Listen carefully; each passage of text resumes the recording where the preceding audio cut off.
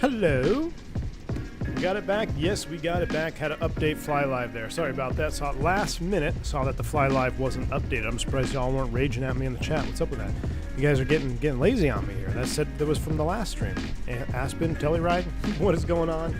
Good to see you. Stratocast, how long did it take to swap setups? Not long. I already had my, I've got everything the same. I haven't swapped anything. I still have the yoke on my desk. I just have everything spread out. I had to unplug my Bravo so I could use the USB for the mini FCU. But we are back in the bus. Yes, indeed. Callie Simmer, good to see you. Good to see everybody here that tuned in early for our little, it would have been an encore stream today, but because I had to flip the encore stream to the pre-core, our little Learjet fun flight we did from Aspen and Telluride, now we got to lock it in. We got to get serious on this because I got to go to work tomorrow. And on Wednesday, I have a line check. So day 2 of the trip, I got a line check out of Indianapolis. So that's where we are today. I haven't been to Indianapolis Airport in probably, I don't know, it's been years. It's been a long time since I've been to Indianapolis. I don't know if I've ever been to Indianapolis as an Airbus captain. I'm trying to think. I mean, it's been that long since I've been to Indy. So I picked up the Dominic Designs Indianapolis Airport, got her loaded up here. We're going to go ahead and do a little flight down to Fort Lauderdale. I picked a little bit longer route. That way we can go over a Green Dot Aviation video today. Yes, that's a big hit on the channel as of late. We're going to look at the AirAsia incident. And the reason I picked that one is because there are so many things we can apply to studying about the Airbus and learning about the Airbus that I think it would just be perfect for this flight. So that's what we're going to do. This airport is actually really, really highly detailed, and I like it. Is that actually the right time? 10:20? No, I don't think it is. No, that's not the right time. Anyway, really high quality Dominic Design Airport. Love it. Now, I should have, in hindsight, I didn't even know where to spawn in. I should have spawned in over here because a long time ago, my very first job, I interviewed out here in Indy, and after I got the job, I was on the airport, in the airport over here in this terminal, and I took a picture of an Embraer 170 pushing back, and that was just a sentimental photo to me. So maybe when we get a good E-Jet, we'll recreate that. But nevertheless, here we are. I think we're at A16. Where are we at? I think we're at A16. Yeah, we're going to hop on down. I'm running a new encoder settings again, so it should be a smoother experience for you, hopefully. Maybe if you do see it, hopefully it makes a difference. Can we go down the jet bridge here? Let's see. Aha. Down the jetway. Let's go, chat. Airport looks good, Califerris. Yeah, it does, man. It really does. Al W, I heard the winds are gusting there in DFW. 20, sustained gust to 50 knots. That is one thing about the Tejas that I don't miss. The Texas winds, man. Winds in Texas are wild. Weather in Texas is just like, it's insane. Absolutely insane. Robert S., good to see you, man. In-flight entertainment, Rusty C. You got it, my man. You got it. John, good to see you. Stratocast, Legally Blind. Douglas Phillips is here. Lazy is just a matter of perspective. Liam Oscar, good to see you, man. All right, let's go ahead and do this, shall we? So we're going to take it from the top. We're going to go slow. We're going to do our checks. We're going to do all of our good things. I got to get myself back in the Airbus frame of mind. We haven't been in the Airbus in quite some time. We've been doing Lear streams and all kinds of fun stuff. So this will be good for me to get it back locked down. So we'll take it from the top, take it nice and slow, cold and dark. It is Stratocast. It is. You said not as an Airbus captain. Can you change aircraft type and stay a captain, or do you go back to first officer? Yeah, Payne. So I don't know how it works in other countries.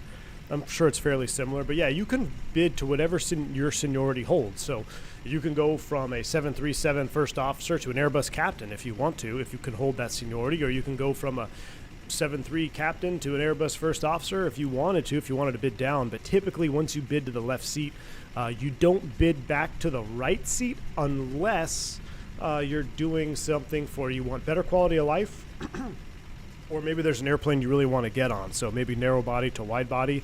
But once you get that left seat paycheck, it's hard to go back to the right seat again, unless you're trying to get that quality of life back. I jump seated on a flight just the other day. There was an A350. He was an A350 FO, and he just bid back to the Airbus as a captain. So he never actually flew the A320 before. He was flying, I think, the 7-3. Then he went to the A350, and then he got tired of the schedule and lifestyle. So then he bid back to the Airbus narrow body left seat. So anyway, Black Box 711 went from A320 to 78. Yeah, you can jump around. It's whatever your seniority holds. That's pretty much how it runs.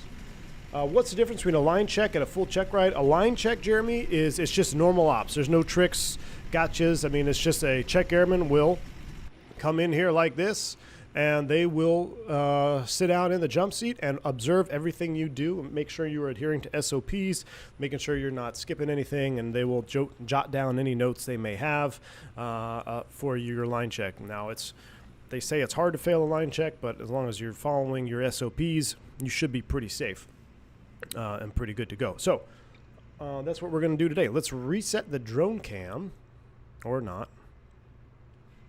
That's interesting. Whoa. All right. Reset the drone cam. Here we go. Too bad you haven't flown into LAX the last couple of days. We've had some crazy winds. Nah, Callie Simmer. That's by intention. That's by intention. I haven't flown I haven't flown all month yet, have I? I don't think I've actually flown this year. Let me see. Hold on.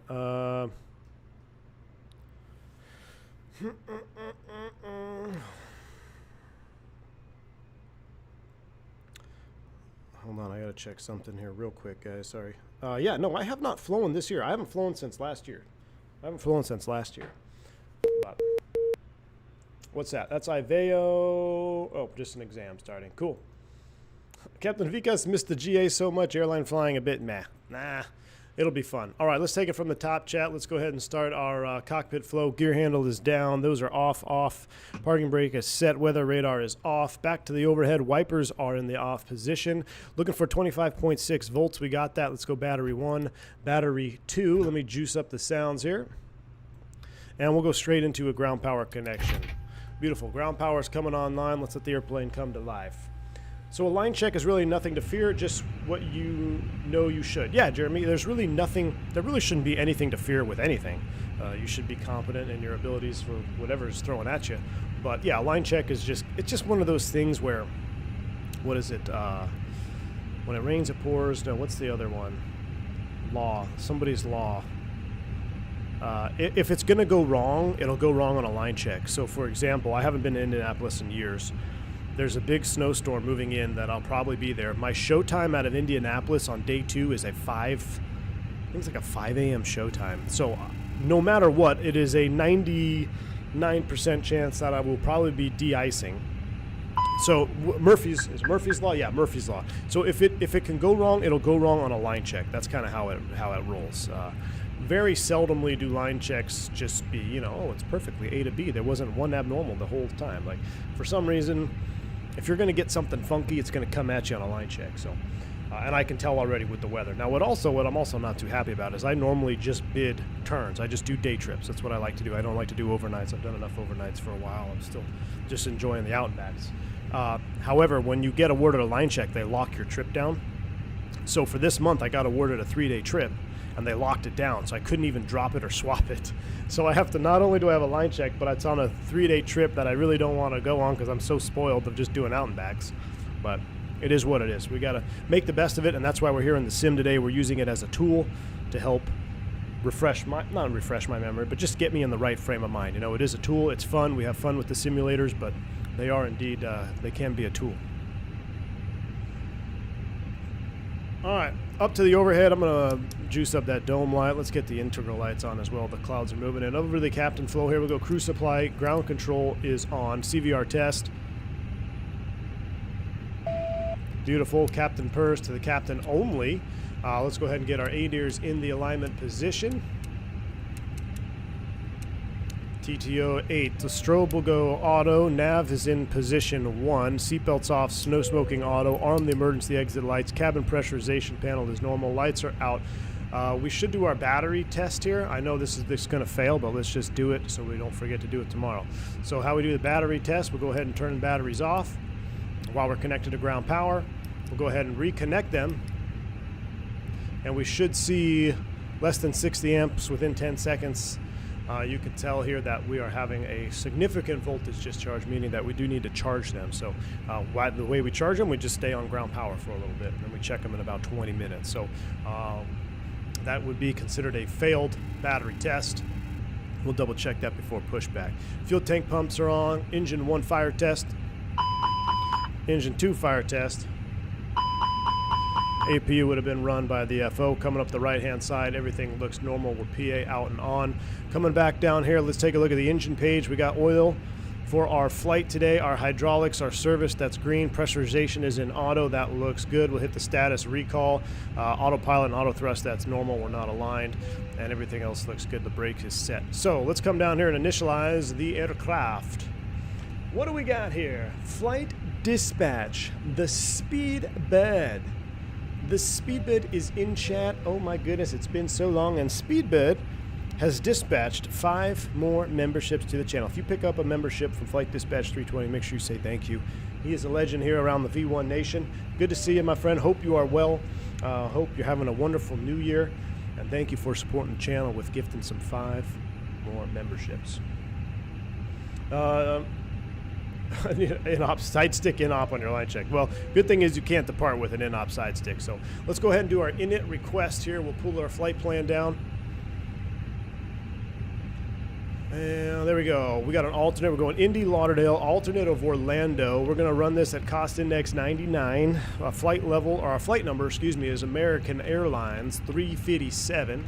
Cruise flight level, I forget what we filed, but we're going semi-east, so let's call it 3. What did SimBrief give us? Doesn't say. Let's do, I thought it would automatically load that. Let's go 37. 37,000 feet. IRS init, we're going to go ahead and just do a full alignment. We're not going to do it off of the ref page. Let's go to our init B. Our block fuel, we should already have it on board. We have 21.1 that's on board. So we'll go 21.1. That's going to go there. Our zero fuel weight CG, we'll come back to that. Progress page, I'll put IND right here. That's going to go there. Beautiful. We did all that. Yes, we did. Just double checking. Secondary, I skipped over it. We do need to do a secondary. So let's initialize the secondary. Yes, Steve, we are live, my man. We are live. We're going to go Indy. That's going here. Our secondary, if we have to come back, we're departing a 5 right now, I believe. Or no, 2, 3 left. We'll come back to 2, 3 left if we need it. Actually, 2, 3 right is longer. So let's do 2, 3 right in the return. Secondary perf. Temperature is 4. Winds, we're going to nullify them to 0. Altimeter, according to the Magic Barrel ref key, 3018. That's going to go right here. Now let's go ahead and actually look up the 2-3 right ILS approach chart. This is what we do on these Checkride prep stream. Well, not even Checkride prep, line check prep stream. Let's pull up Indy approaches. If we pop one, come back to 2-3 right, the longer runway. The minimums in there for the Cat 1 ILS is going to be 983. We'll throw that into the box right there. Excellent. Everything else is good to go. We'll leave it on that page. We'll get our VOR needles on. We'll get our constraint mode on. We'll turn up our... We'll set 10,000 for now just because I'm not sure what we're going to get. And we'll look at the SID here in just a minute. 10,000 is set. And we'll put this on the flight plan page. Squawking 2,000. I think we're looking good. Let's go ahead and begin the boarding process. Nope, crew is already on board. All right, let's go ahead and take a look. What we got? Ooh, we got a JetBlue 320 on the Iveo net. Ooh, that 320 is looking spicy with those IAEs in there. What is the number pad near the ADIRs? What does it do? What's it meant for? BKG Blueface. So that is for if you are trying to re-input a position. You can, on those old, let me put it this way. I've never in my career used the number pad up there. I've seen maintenance use it a couple times, but you can hard tune some things. You can hard lat long some positions to those IRS units. I think it's mostly used for like if you do an IRU swap. This is where I saw maintenance actually messing with it. So they swapped the one of our AD IRSs out, and then maintenance was up there messing with that panel. So that would be I must maybe there's something in there with that, but you would only mess with that if directed to by either your book or by an ECAM. I don't think the ECAM would direct you to do that, but whether you had a SOP or some type of FCOM procedure that required you to manipulate up there. All I do with those rotary knobs, sometimes I'll double check the status, time to alignment, check the wind, ground track, speed, You know, it's just redundant information that you already have on your FMS. Are line checks always in a cold and dark aircraft? Randy, no. They could be mid, they could be on a turn for you. It just so happens that on day 2 of my trip, it's just one leg.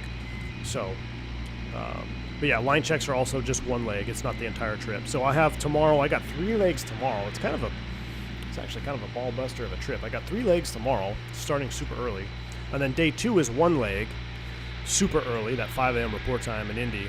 And then day 3, I can't remember what we do. We stay in Miami, and then we go up somewhere, and then back to Atlanta. So it's kind of a long trip, actually, for a 3-day. Rumor has it the 1921 will come out within weeks. Well, tranquil breeze, I wish, man. I'm looking forward to it. How long did it take for you to learn the McDo? Not very long, Nick's Aviation. A combination of flight simulation and just practicing. You can learn it pretty quick. Now, conventional type rating school, they're going to make sure you're doing all the things as well. They're going to kind of guide you through it. But once you learn the diff strip, I have a video on my channel. It's a very old one. It's the Airbus Professional Series. And I think on like the first episode, I walk you through a diff strip, which is the acronym that we use to kind of guide yourself through setting up the airplane. But you almost hit every single page in the McDo. And once you do it 3 times, I think like 2, 3, 4 times, you're really going to start to get a hold of what you need to be doing. It's rather intuitive once you see it happen like 3 times. You know, the Embraer 170, 190 is also a very intuitive FMS. I mean, it's you input something and next page. It's more intuitive than the Airbus. It's pretty much just next page, you fill everything out, next page, fill everything out, next page, and then it brings you automatically to where you need to be. Does the check airman review their notes with you afterwards? Yeah, Jeremy, they sure do. They sure do. Not the best day to be flying early out of Atlanta. I hear that, Sharp. Hasso Basso, are there fake emergency exit doors on this thing? There are. There sure are. Hopefully we don't pop a door today. Hopefully the stream is looking good too. Right now the sim is looking absolutely delicious. Is FS Labs, Virus Labs, as good as people say? Kemal, the FS Labs is a good airplane. It is not in a simulator platform that I want to spend any time getting invested in though. But it is a good airplane, yes. Matter of fact, I use the FS Labs. That's what I used when I was in upgrade training and just kind of like my recurrent back in FSX time. That's what I was using. How do you enable direct law on the Airbus? Yeah, you have to shut off 280ers. Well, it depends. There's a couple ways you can do it directly. Why are you asking? Stratocast, yeah, I need to get it all down from the toll list 321. Oh, yeah. We should fire up the toll list here. We might fire up the toll list here pretty soon. It's been too long. My favorite thing from the V1 type rating program is the bird. Ramon, absolutely love the bird. Block 2 IAEs supposed to release in weeks, not months. That's what someone else just said, Captain McGee. I'm excited for that. Why only Captain and not Captain Purse? It just depends on the SOP. Some airlines run Captain Purser. You're talking about the evac switch. So not most, I've seen it both ways, but the logic behind this is only when this is in the Captain only the flight crew can command an evacuation. That's because you don't want an uncommanded evacuation from the flight attendants, because before you evac the aircraft, you have to run through an evacuation checklist, such as shutting down the engines, making sure it's safe for the passengers as they're going down the slides. So that's the thought process about having the captain only switch here. That way you cannot have an uncommanded evacuation. Now, there are other airlines that run it in captain and purser, which allows the purser to then initiate an evacuation.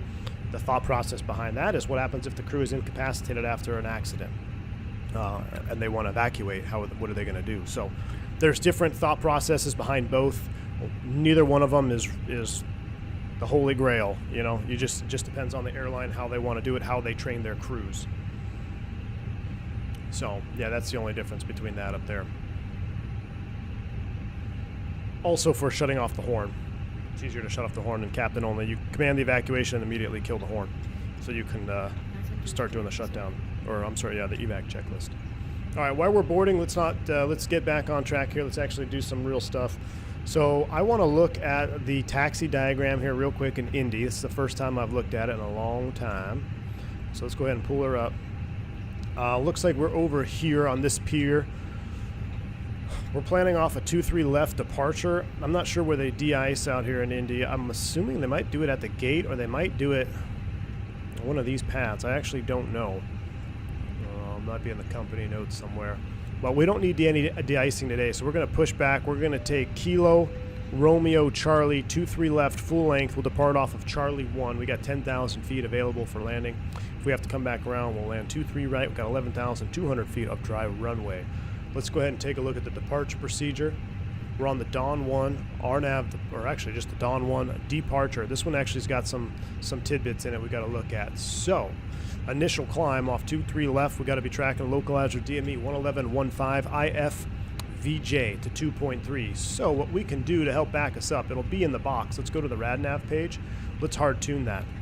Let's go IF VJ in the ILS. Boom. So we'll have front course DME available for the turn. And I'll pull our LS push button on, so now I'll be able to know when we can start the turn. Now, like I said, it should be in the McDo once we depart, but we'll have it backed up. 2.3. If we get a runway change, we got to make sure we change that because it'll be 2.6 off the 2-3 right loc. After that, altitude is assigned by ATC. Looks like it'll be a vector departure. They'll give us a vector probably to Sneva, and then on Dawn transition, or the Louisville transition, which is out here. We're not going to Louisville. We got to be at or above 10,000 feet. I think we're going out to Mystic, so that does not apply for our particular departure procedure. Off the Brickyard, VHP, no other restrictions in the climb out. Here you could see for 2-3 left, turbojets only, DME required. We have that. Climb on heading 230 to 2.3, then on assigned heading 210, 230, or 245 to assigned altitude. We're going to mimic that today. We'll give ourselves a heading on departure, and then we'll make sure we make that turn at 2.3. Don't let me forget, because we'll do it just like we're going to get it in real life. You got any questions? No questions? All right, let's do a quick briefing here. We got the ground control on. Let me go ahead and fire up the APU first. And we have our fuel tank fuel on board, so we'll do this. We'll do that. We'll start the APU. Let's take a look at the fuel page. Yep, it is on board and balanced and properly according to GSX, the way they board things. As far as the briefing is concerned, it'll be a left seat out of here. 320 for tail strike. We'll start them up both 2-engine taxi, no de-ice required. Top altitude on the SID is 10,000 feet. Emergencies prior to V1, after V1, treat as an in-flight emergency. We'll fly straight out, speed up, clean up. Acceleration altitude off 2-3 left is going to be 2278. We've got 2-3 right in the secondary, should we need to come back and shoot that ILS. If all goes as well, up to 10,000 feet, 2.3 DME on the IFVJ localizer. We've got a good squawk code of 200. Any questions? No questions. Cockpit prep check. Maintenance log and tail number on board and check. Gear pins and covers removed. Seatbelts on. ADIRS, nav, and fuel. 21 required, 21 on board. Altimeters 3018 is set. EFB is checked. Cockpit preparation checklist is complete. Before start checklist, I need to go ahead and I'll do that. We'll toggle the GPU here.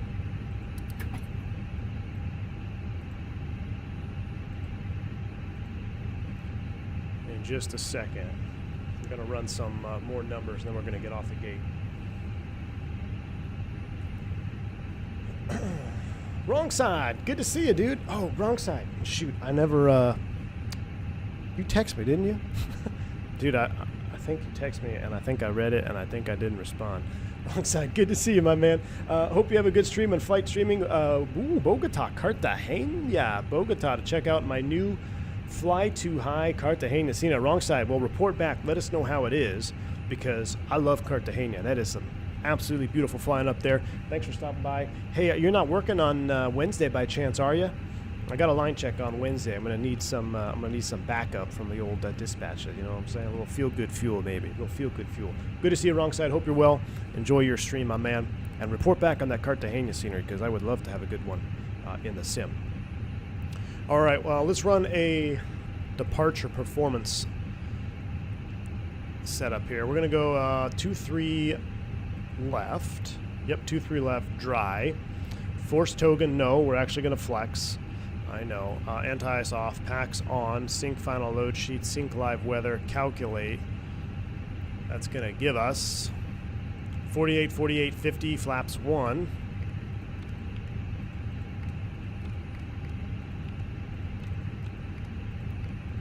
And I believe...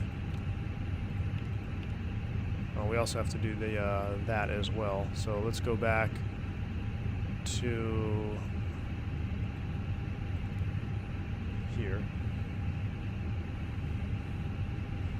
Stevie, welcome to Private Pilot, sir. Glad to have you on board, my man. 131.0 and 29.6.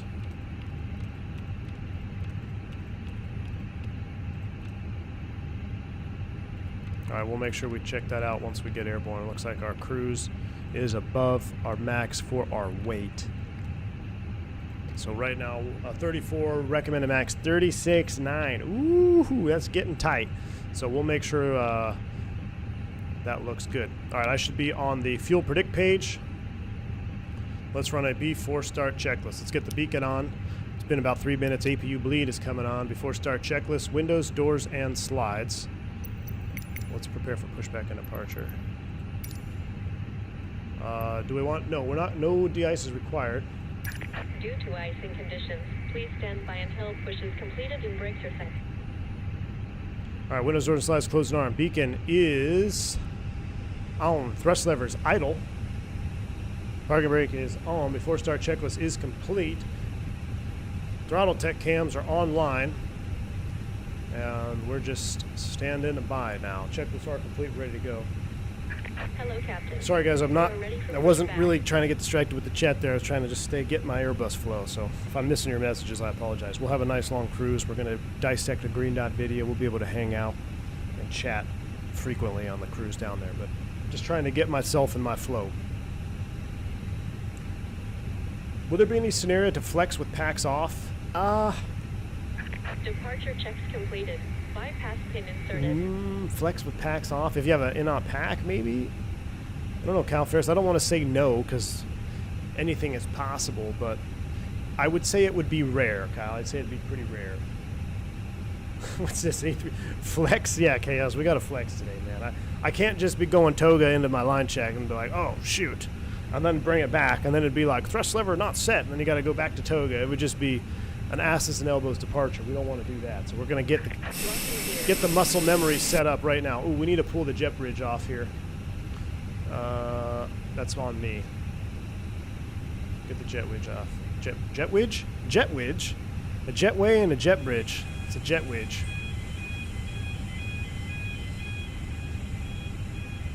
I didn't put the flex step in, you're right.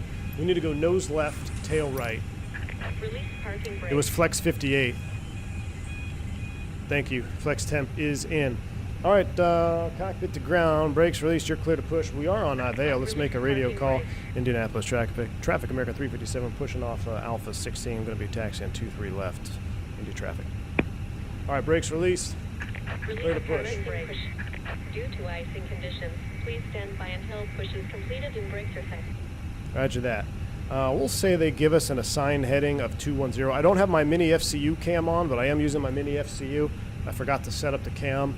I don't have the numbers working just yet with my mini FCU because I tried to do it and then the WASM module wouldn't install and then I rage quit. So I don't know if Fractality is here, but yeah, I still can't get the numbers with my mini FCU. I rage quit. But I am using it. Flight deck to sim has been known to taxi with air stairs out and the door open.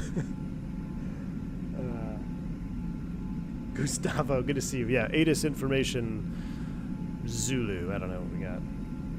That's all FO stuff. I just got to make sure the doors are shut and the brakes are off and the beacon's on. FO takes care of everything else. Chaos, I actually tried to read it, Chaos. I was reading the manual, but my problem is when I go to install the Mobi flight, it won't install the WASM thing. And it says see log text. And I even tried to see log text and it wouldn't open the log text. So then that's when I rage quit. I got the USB controller named properly. I was following the steps. I was able to follow. And then I got there was a wrench in the plans with the unable to install WASM thing. I've been elected to lead, not read. Oh man, I pushed wrong direction. Dang it. American 357. Right. Yeah, go ahead for American 357. You're supposed to push tail to the south. Where are you going? Oh, we told him tail south, but I guess the cold weather's gotten to him. Well, can we turn around after pushback? Yeah, that's approved as requested. Just write down this phone number real quick. We just pushed the wrong way. Oh well. Wingnuts here. Good to see you, man. Can you say that again so I can record it? Look, on the ground, no lie. FO does pretty much everything. Indianapolis traffic, JetBlue 33, JetBlue. we're pushing back on 2 off. Oh yeah, LW, we got a game tonight. That's why we got to hurry up and get this stream going. It's not till like 8:30. Wait, why are you saying 5:30 Eastern, Al? Don't scare me. I'm gonna have to alt F4. I thought it was at like 8 p.m. tonight. Key 6, another NASA form. Set parking brakes. All right, hold on. Brakes are set. I gotta check what time the game is tonight. I thought it was at like 8.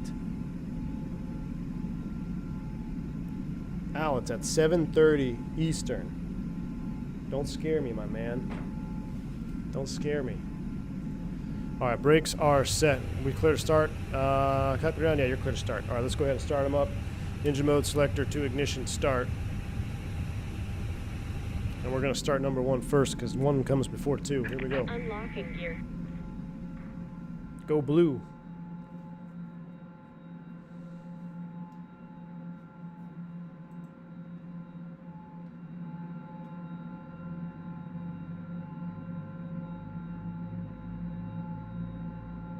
Tow truck disconnected. Bypass pin removed. Left is clear. Right is clear.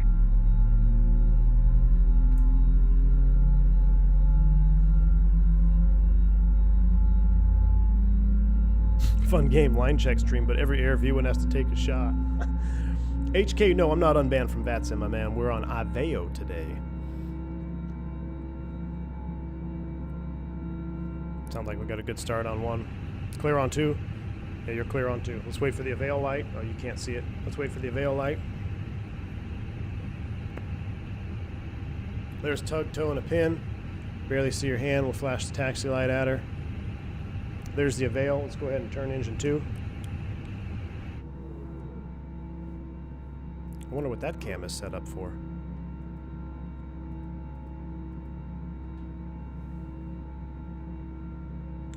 Pain. Oh yeah, I got banned from VATSIM a while ago, man. It's old news. Old news.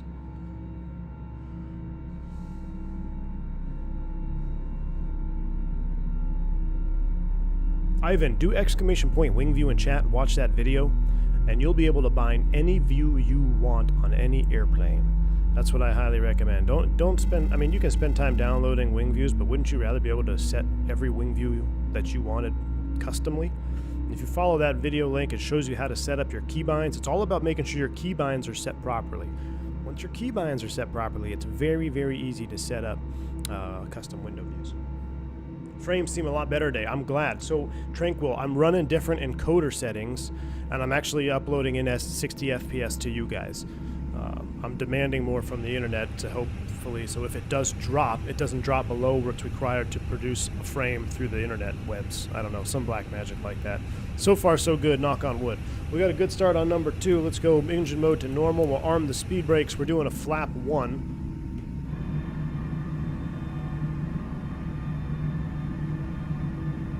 I also don't have my tactical flip-flops installed, and I reinstalled my wheels onto my chair, so we got to be careful with how we roll. We don't want to fall backwards. 0.1 down on the trimmers. It would be kind of like that, something like that, close enough. All right. I'm going to simulate doing this now because we might have contaminated surfaces on Tuesday or Wednesday, so let's do a flight control check. Full up, full down, neutral, full left, full right, neutral, rudder. Oh gosh, I rolled back. Full left, ish, full right, ish. Let me get my chair back. Neutral. Auto brakes max. Takeoff config is checked. We'll go radar on and auto. TARA. APU is coming down. Engine anti-ice is not required because there's no precip. But we are in that danger zone, +4, so if it were raining right now, we'd have to turn it on. But we are looking good. Gross weight is checked. After start checklist, anti-ice, it's off. Yellow electric pump is off. Rudder trim 0. After start checklist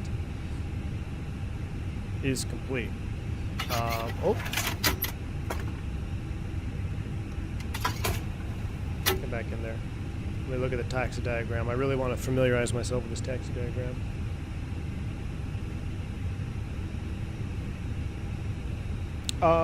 Yeah, that guy, that's different encoder settings.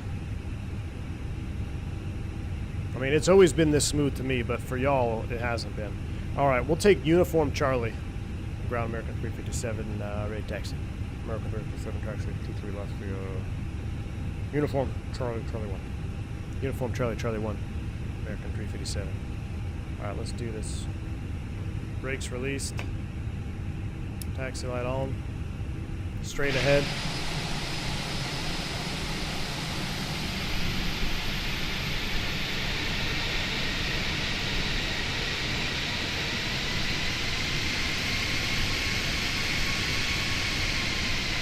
God, I love it. Brake check, pressure 0.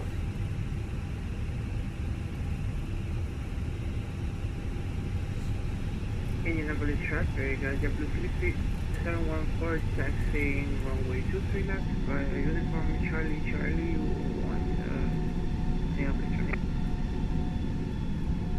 1. Havoc, yeah.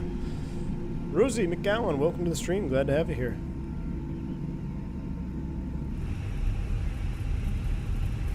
If y'all can smash down that like button, it'd be a huge help. I'm not going to be streaming for 3, maybe 4 days after this, so help me out. Hit that like button. Let's get as many likes as possible today. Maybe we can do 320 likes because we're in an A320. Can we do 320 likes today?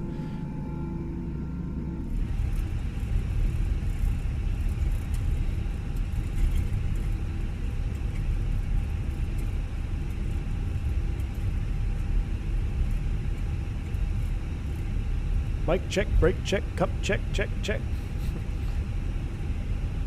I think I told you this one time. So I had a line check once where we had this procedure for years. Once you lined up on the runway, the pilot monitoring for that takeoff, so once you were it didn't matter who it was, but whoever the monitoring pilot was for that leg would say runway heading 356, whatever the runway heading is, just to verify you're on the right runway, right? And so for years, the response was check from the pilot flying. So it was literally, I think, a few days after that our SOP changed, where you no longer were required to say check. So on my line check,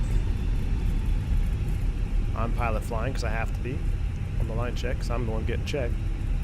FO says runway heading 316. I said check. And no lie, there was about a 5-minute debrief after the end of that flight where, you know, you're not supposed to say check. You should really be updating or be up to date with your SOPs. That was literally the only thing for the entire flight that had happened that was maybe not, I don't know, that was non-standard, I guess. I'm like, really? We're going to talk about this for 5 minutes? It was a really junior check airman, too. I was actually senior to the check airman, which is kind of funny.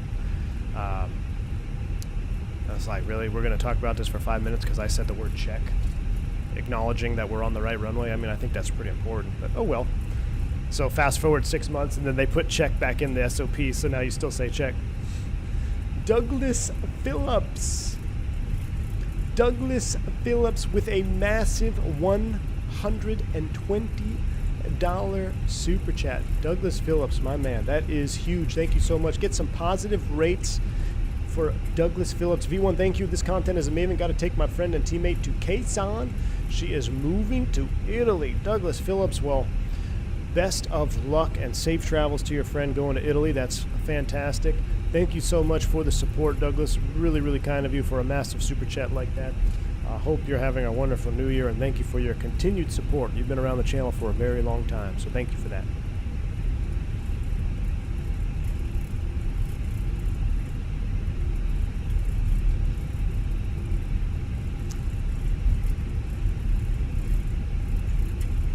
Fractality says, chances are you already have it installed because you had installed the quartz.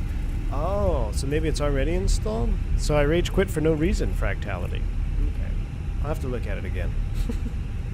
Like I said, maybe I'll watch some videos. I got a couple overnights in the hotels, so I haven't been in a hotel in a long time. So maybe I'll have to watch some of those training videos on how to get it installed, Fractality. Let's go ahead and kill the dome light. V1 debating on GTN for that hotness of a Lear, PMS or TDS. I have the GNS, just ain't getting it done. Steve, you're going to hear multiple opinions, especially if Team Vodka's here. I have the TDS. I like it. That's what I'm using. The charts are outdated, but I like the full functionality. It's a Garmin trainer. I mean, it doesn't get more real than that. I know a lot of folks have PMS. Christy in chat has PMS. And he also has the PMS Garmin. But I like the TDS. I'm sure the PMS will be just fine. I would just maybe do a little bit of your own research and see what you're really trying to accomplish with it.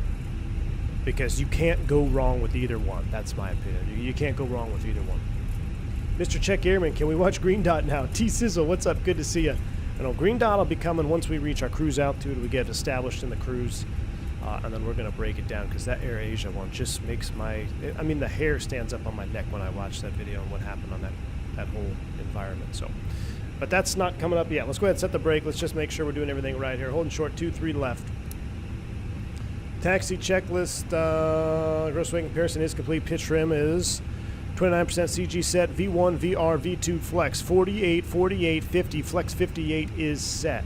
Flaps, config, 1+F, flight controls, check.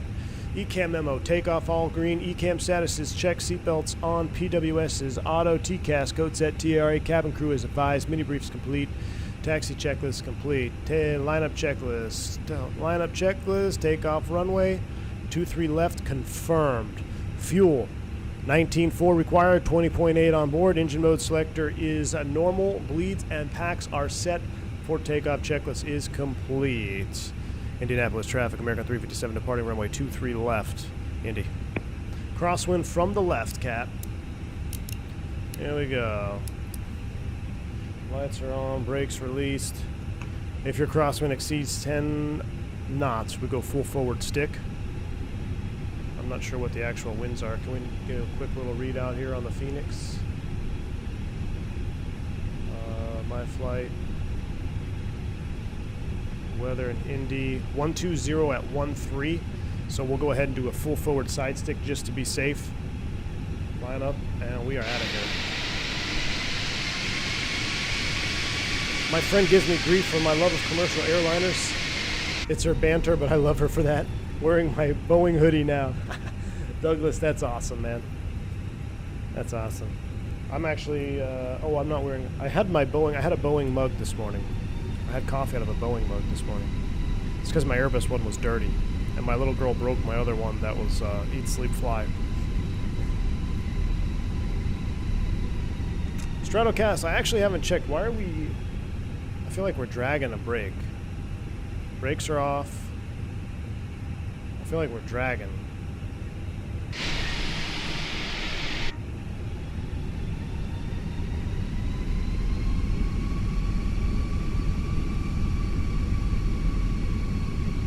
Not that heavy. I'm gonna reset the parking brake. Shouldn't be requiring this much pressure.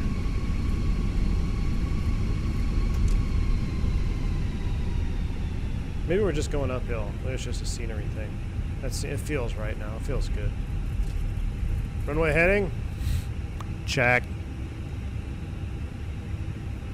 I'm just gonna do this just to make sure. Alright, brakes set, brakes released. Y'all ready? We don't have any flexes. But I guess we can yoga and chat. We got the perf page up, we got the flight plan page up, full forward stick, American 357 on departure, fly heading 210, runway 23 left, clear for takeoff. Alright, go back to charts. Should have this up. What was our DME?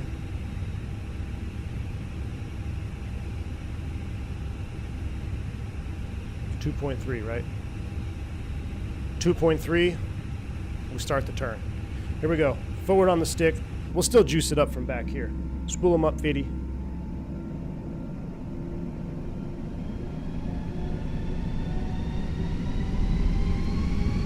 Yoga-ish.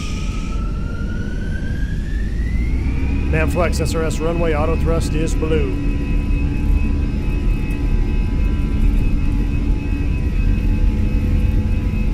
Oh, my chair's rolling backwards. Oh boy. 80 knots. 100 knots. Check.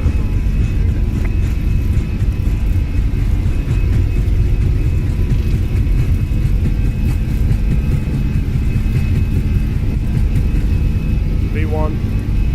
Rotate. Positive rate. Gear up. Runway track. Look at that crosswind. Man, I end up brighten up my screen. Fly with.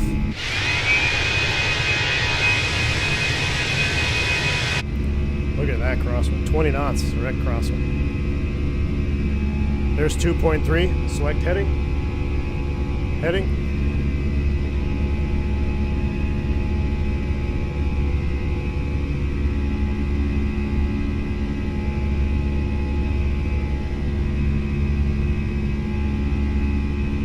Alright, there's our acceleration. Lower that nose a little bit. Thrust climb, open climb, heading.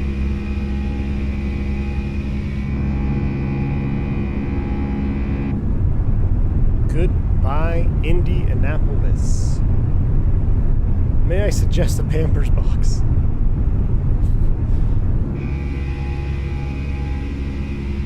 I forgot how lame it is when you flex. Gotta get our brightness up in here.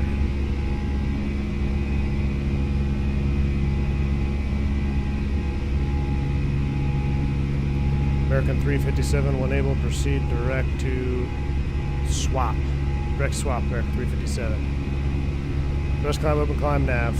I saw yellow dashes at my fuel predict page. I don't like that. We're gonna have to look at that in a minute. There's S-speed. Let's go flap 0 after takeoff checklist.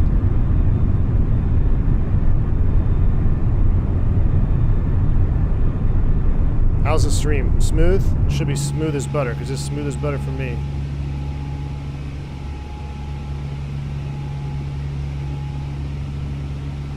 Alright, let's take a look. What's going on down here? Why do we have EFB 3.1? Well, we're going to have to fix that at some point here during the stream. Where's wrong side sim at? Why did he give me the wrong... Someone get wrong side sim on the horn. Tell him this is why we need feel-good fuel. I'm already amber. I haven't even hit 5,000 feet yet. Fuel is merely a number. Alright, well, that's a pretty lame hand flying takeoff. Let's go autopilot 1. AP1 is engaged. Let's go ahead and hit that like button for max juice takeoff, even though we didn't have flex. That looks amazing. We'll go full screen cam. Oh, forgot to hide you. Did you upload the wins? I did not.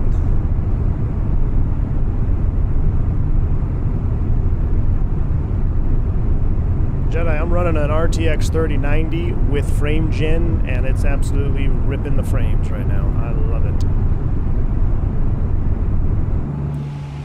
Fuel is 19.6, and we never disarmed. That would have been pilot monitoring anyway, so we're good there. 3.3. Let's get a wind request here. We'll just send a climb out.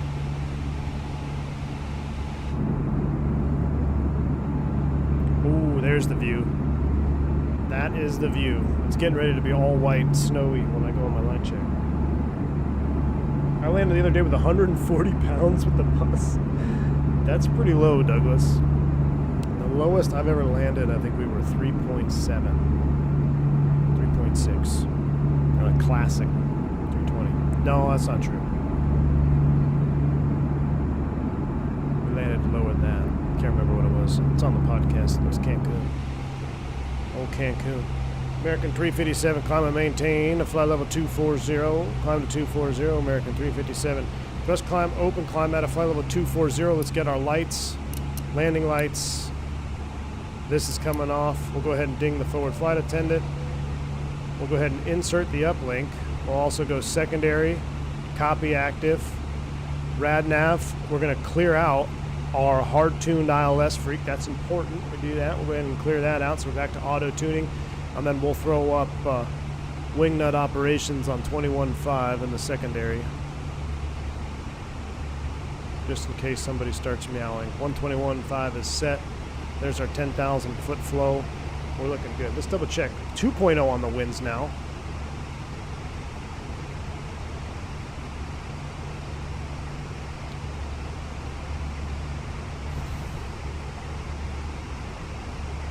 I don't like our fuel numbers.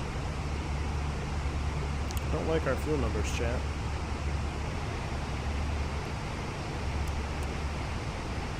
Don't like our fuel numbers at all. We'll go ahead and no, we don't need the airport push button on. We're accelerating to 340. Maybe we shouldn't be doing 99 cost index, but we'll see. We'll update it once we get the cruise. We'll update it when we get the cruise. Dutch boy, default scenery at the Indianapolis airport was Dominic Designs. And great, yes, you can purchase the throttle. That's all Throttletek, exclamation point throttle. Check out the videos I've done on the Throttletek. I've done the Flightbox V3. I've also done the 737. Awesome stuff.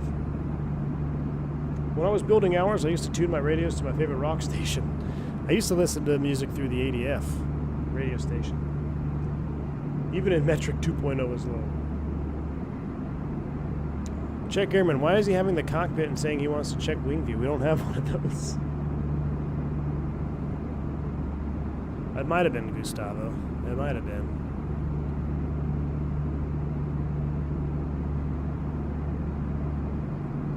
So I think, yeah, I didn't update the Nightbot. That'll take you to the 737 MAX throttle that I have.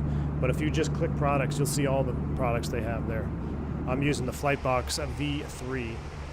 Let's go ahead and spin it up. Let's set 3. Well, we wanted, let's see what our box says here, because optimum 34, max 37. Let's recruise it. We'll take the optimum, 340. Oh, I gotta have 34 set. 34 set. We'll recruise it, fly level 340. We'll load in Fort Lickerdale in the prog page. Direct line distance to Fort Lauderdale is 846, but we're 1239. Do we have a messed up flight plan here? Hold on, hold on. Gustavo didn't verify the flight plan. After Zeppelin, what's going on? We never loaded the arrival. 10 left. Tiki 3. We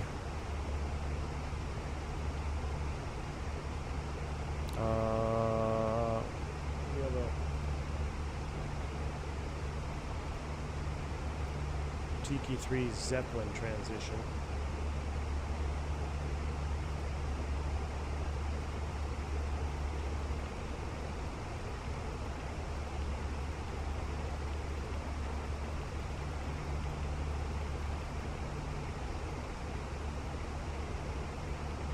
Okay, what's going on? There we go. What? Uh-oh. It's like delayed. Please don't crash. Not ideal for a check ride.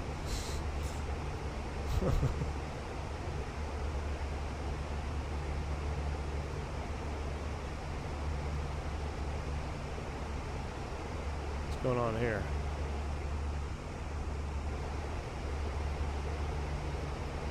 Fenix doing Fenix things. We're pressurizing. There we go.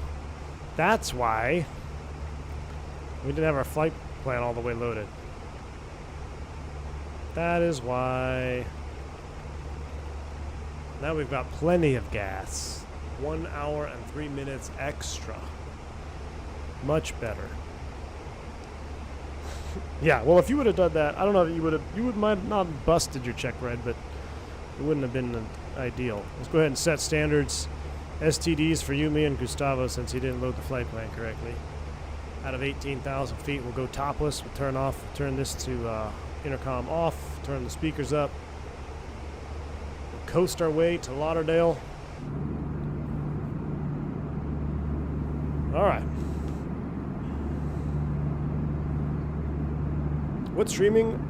Kings Bob, I use FlyLive.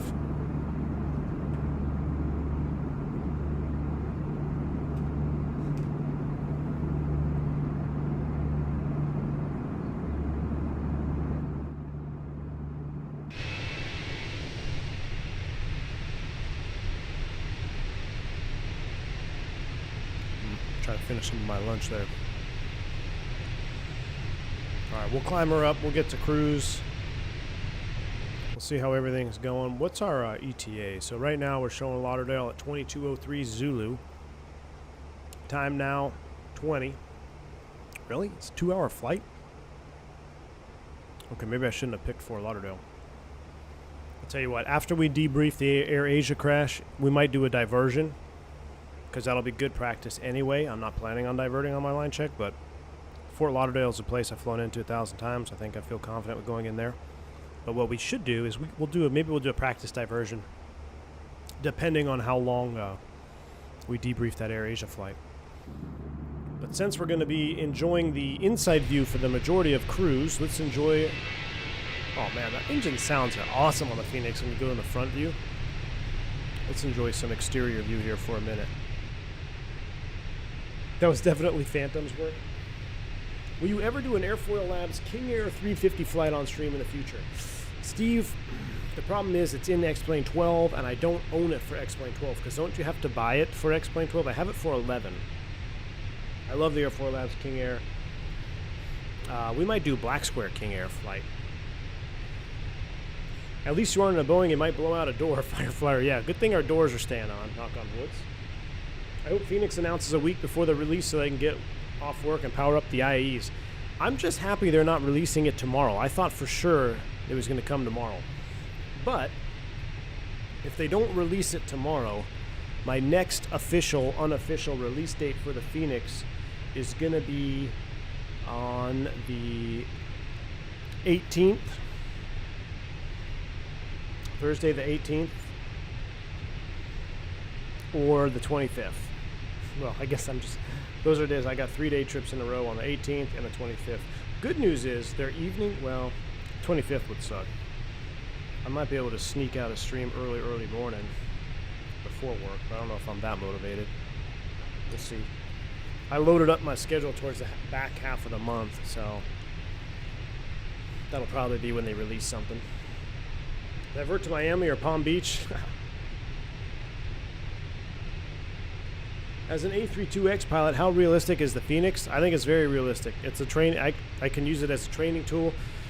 Where its realism declines is when you start doing single engine performance and all that. And that's mostly because of the engine model right now. So once it gets its Block 2 with its own its own custom engine model, I think it's going to be even better. But we'll see. We'll put it to the test. I mean, if you think we're just going to fly IAE engines A to B, you're at the wrong channel. We're going to be flying single engine. We're going to do a V1 cut out of Vegas at max weight with the IAEs, and we're going to see if we can get Amir to break a sweat, because pretty sure the last release we ended up crashing his airplane out of Las Vegas.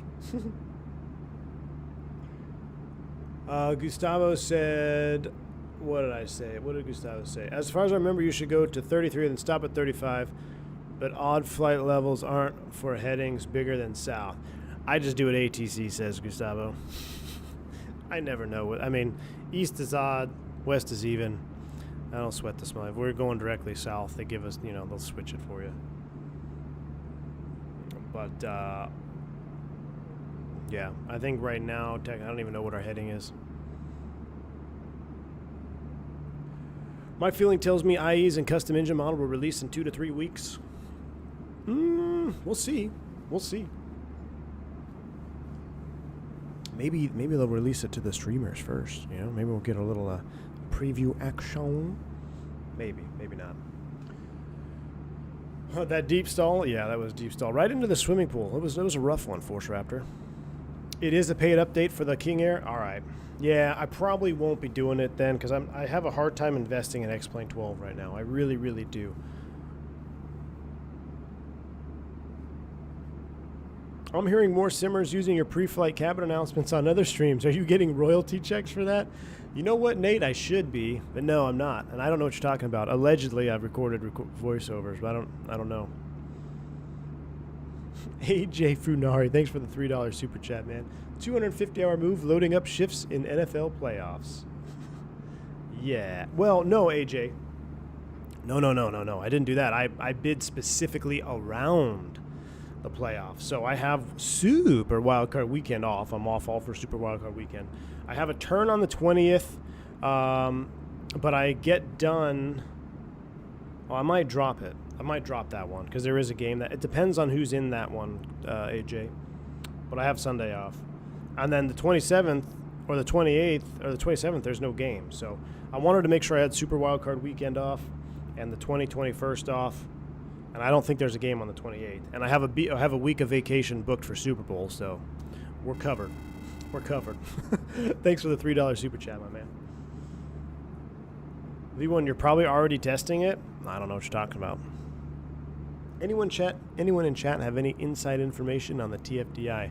Spurious, I haven't heard much about it. I think there's a few select people that have it, but from what I've been hearing from them is that it's still very early access. And they're not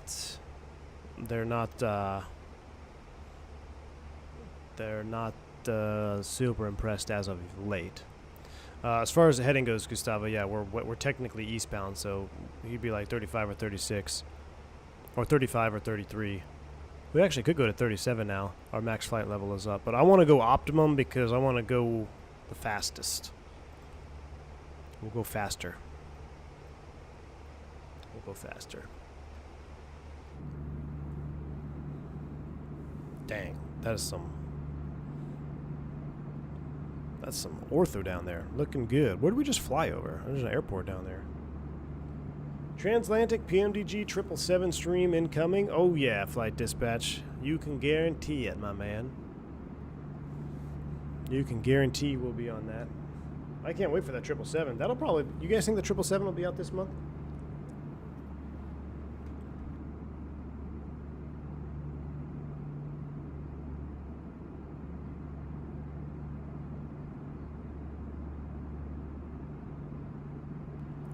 Justin, why do you say that? Can you not read the screens with the frame gen on in the TFDI? The Sim Captain, no, that's a livery you're looking at. So these liveries, super high quality, super well done. I use these for the VAL stream. We didn't do VAL today just because I guess we could have done it off VATSIM. I was like, well, I'm banned from VATSIM, so I don't really want to do the VAL flight. I guess I could have done it on IVAO though. Oh well. But yeah, I think this was a 3-pack. Just super highly detailed. Absolutely love it. No mod. Anything you see is just livery. Oh, weeks of pre-release PR, says Gray Shirt. Ah. All right. Yeah, we still haven't had any PR on the 777, so it's probably going to be a little while. Let's enjoy a little cockpit jump seat view from the Czech Airman's point of view right here. GE or Rolls Royce? Flight dispatch. Which one? I think I'm a Rolls Royce fan. I'm a Rolls Royce fan on the 7.4. But I don't know. GE would be pretty sweet. The screens work. It messes with the environment. Lots of ghosting. Really, Justin? Interesting. Jet Kid. Oh, yeah, man. Old news, dude. Old news. I think, yeah, Rolls-Royce sounds better. Sim Captain, they're off Flight Sim TO. Flight Sim TO. What's a good number for the CI on the 321 Neo? Whatever number that's going to get you there with enough fuel in the tanks. I always go 99, man. Go 99 if you got the fuel. Now, that's in sim world. In real life, you fly your cost index because you're based on it'll start messing with your fuel. On long flights, if you do a transcon or anything over really anything over 3 hours, let's say you're planned at cost index 15 and then you throw in 99, they're going to burn some fuel. So you got to be more mindful of that. Now, if ATC gives you a restriction or something you got to meet, then you got to do what you got to do for ATC and try to plan accordingly. But in the sim, I don't know why people sweat over saving virtual fuel. Unless you're flying for a VA that requires you to do that and you're trying to fly it like a true VA pilot would, then yeah. But other than that, man, full send, 99 on the cost index. Key 6 says, man, I used to love the smoky morning starts with the RB211s on the L10s. Oh, yeah. Man, we need a good tri-jet. I flew on a 7.5 with the Rolls, sounded epic. Yes, the 7.5 with Rolls engines are also fantastic. That's my favorite. I cannot wait. Bluebird Sim, Rolls-Royce 757, bare metal American, Miami to Tegucigalpa. Some airlines let you modify your cost index in flight based on winds loft. Yes, absolutely. Yeah, they'll be, so if you're flying with a big tailwind, especially now, wintertime, if you're going eastbound with that tailwind, cost index of, you can have a medium cost index, and you'll still be flying like 7.4 or 7.5 because it sees how fast you are over the ground, so that's not the way to make up the most amount of time. If you scroll that cost index up with that tailwind, you can really start ripping across the ground. I'm incredibly excited for the IEs on the Fenix, as well for the 7.5 and DC-10. Hopefully it's a good year for flight sim. Oh, it will be. It will be a good year for flight sim. This year is going to be epic. I really, truly believe this year is going to be an epic year for flight simulation. Yeah, AJ, we know the sounds for the Bluebird are going to be fantastic. RB211s on the 7.5, all-time favorite, just amazing. Yes, agreed. Do you like RB211s? I don't dislike RB211s. I don't dislike any engine, really, other than the Pratt & Whitney 1100 now, because it's trying to put me out of a job, but other than that. Q79 is a two-way airway. Here's our Brazilian dispatcher. Q79 is a two-way airway. I think it would be wise to go even flight levels. All right, we're going to go at 34 then, Gustavo. We're going 340 because that's even. And we're almost there. 2,000 feet to level off. We'll watch the level off from the window view here, and then we're going to settle in. It's going to be a good one.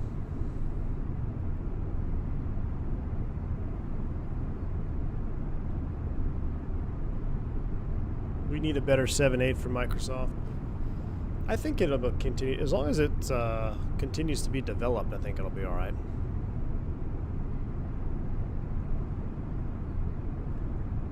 Odd. Ah, well, Gustavo, you told me to go even, so now I'm already set.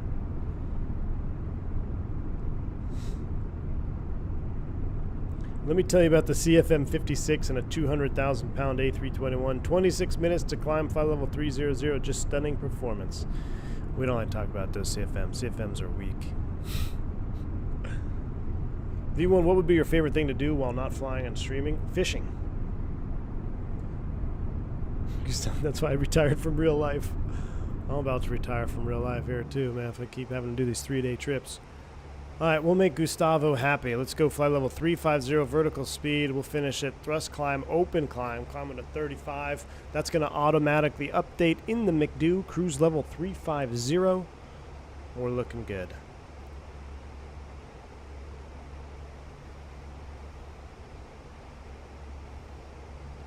Don't forget the Aerosoft 330. I'll have fiber at my own house before we get an Aerosoft 330. Imagine a long-haul milestone on L1011. That would be nice, Jeremy. That would be nice. Pratt & Whitney, last engine they made that was worth anything was the R2800. Yeah, this whole Pratt & Whitney thing is pretty wild. It is pretty wild. What is our max? Our max is 37, so we're all right. Right now, fuel landing in Lauderdale 7.2, 2204, hour 55 minutes. That might work out good. we'll be able to do a green dot video, and then maybe we'll divert to Atlanta. Maybe we'll see how far we are. But before we do that,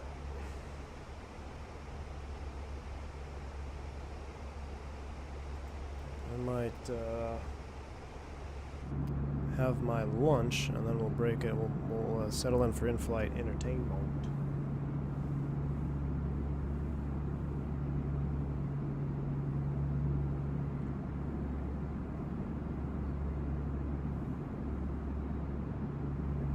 Can you go over again creating an intersect waypoint off a fixed circle? Oh, yeah, we can do that.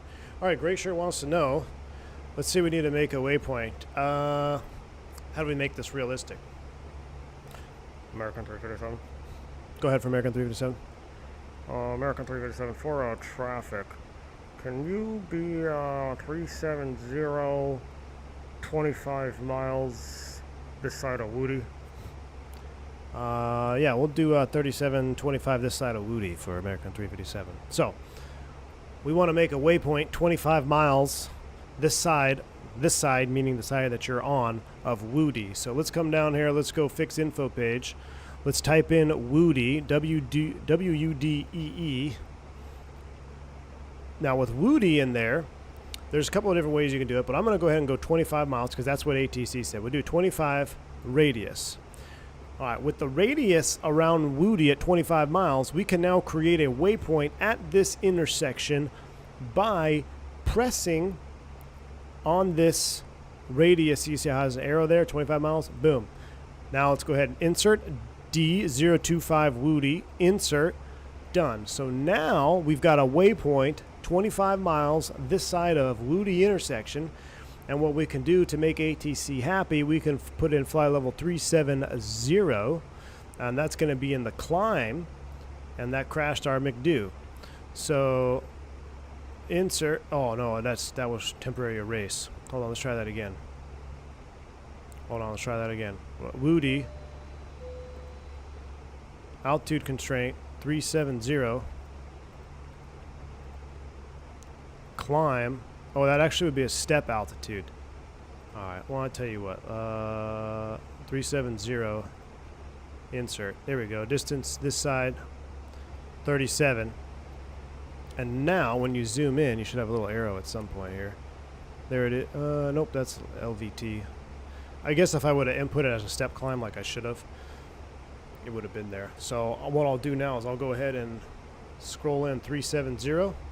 370, and we'll pull for open. Thrust climb, open climb, climb into flight level 370. We'll cross Woody at 37. So, instead of American 357, we're climbing into 370. American 357, roger. Benny, good to see you, man. Hello, Captain. Thank you for your excellent content. Benny, well, thank you for supporting the channel, man. Being a member for 37 months. Goodness. Appreciate all the support. Here's to 2024, man. It's going to be awesome. Let's take a look at our company Massagey here.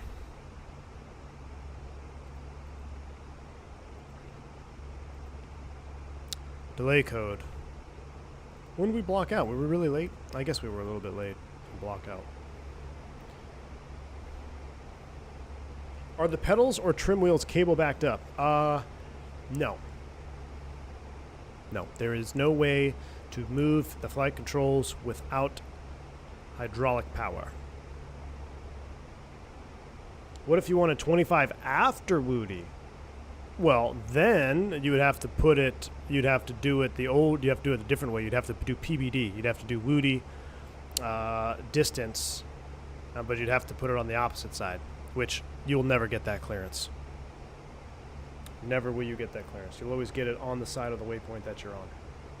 If they wanted it on the other side of Woody, they would have just said Kale. They would have said whatever it is between Woody and Kale. They won't give you a fix after a waypoint, because once you pass a waypoint, you're like, that's just not good practice. I'm not saying they can't, but that's not how they issue those. They will always be on this side of, or they'll give you a cardinal direction. So it would be cross 25 this side of Woody, or I'm sorry, that's what I said. Cross 25 north of Woody at 37. So north of Woody, we're north of Woody right now, right? Because we're flying south, where our position is north of the intersection. So you'll either get a cardinal direction or it'll be this side. Never have I ever had a direction after a fix. But you could do it. You just have to do PBD. Good afternoon, Captain. Managed to catch a nasty cold. Ugh. But a live stream is great medicine. Flight Sim guy will feel better soon, my man. We're about to catch a nasty case of VLS here. Trying to comply with Gustavo and Gray Shirt. I may be working into the foundation of a 3-holer, but not for Microsoft. Ah. Unacceptable. Is that FlyJ Sim 727 in X-Plane 12 yet? Did they ever get it updated?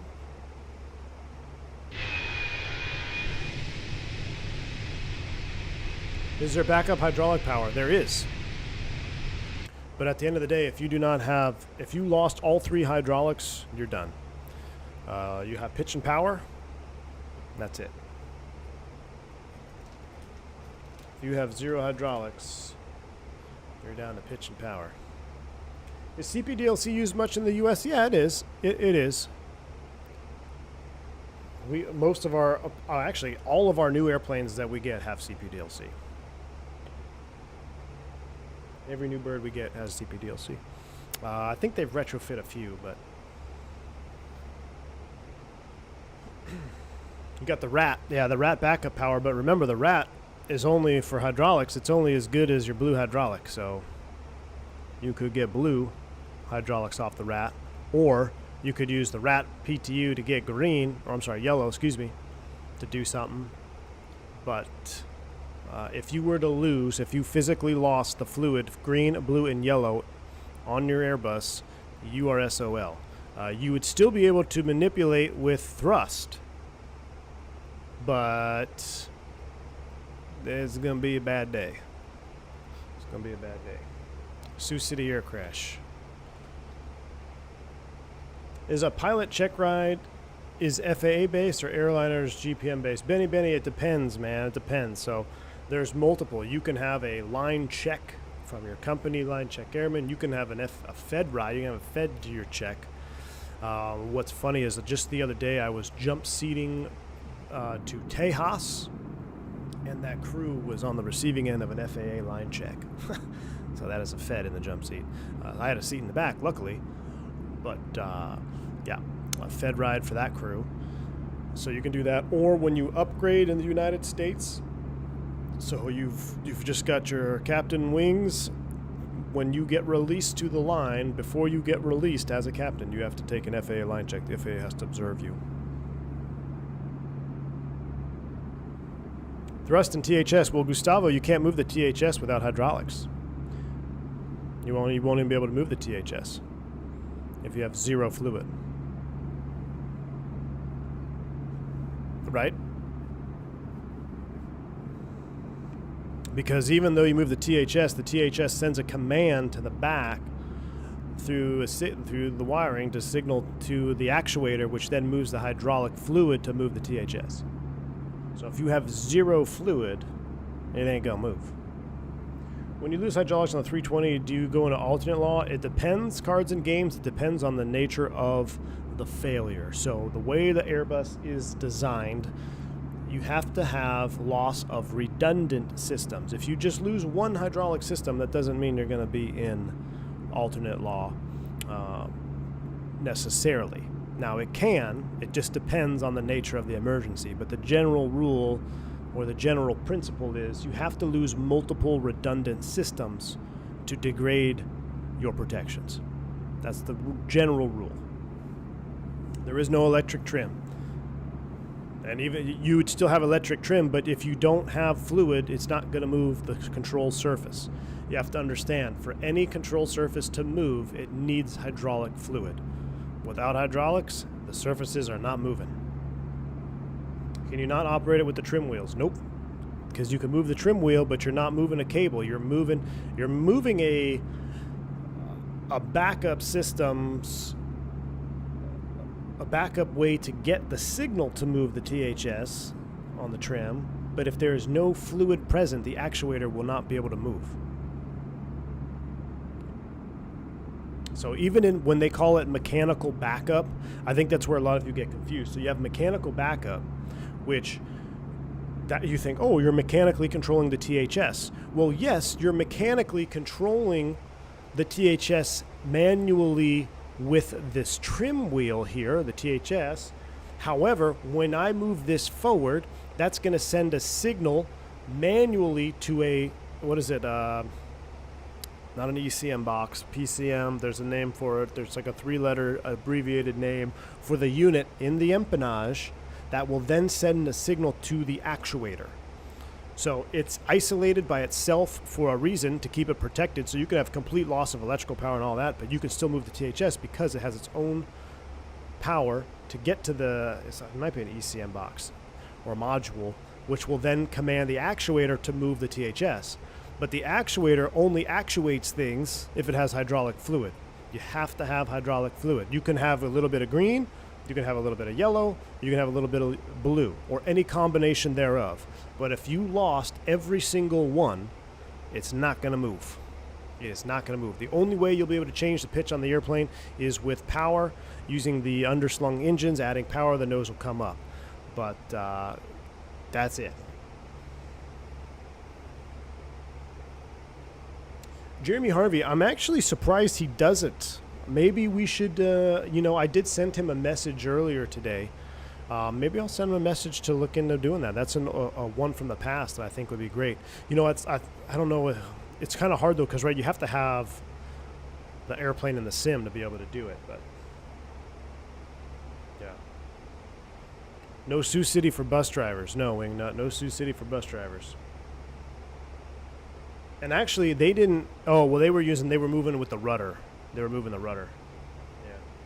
Nope, Napalm 42. We are just about to break it down. So, let's go ahead and seatbelt sign is off.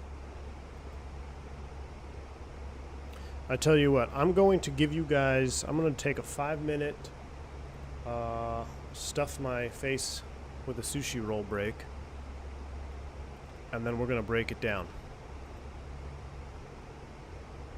What do we want to listen to?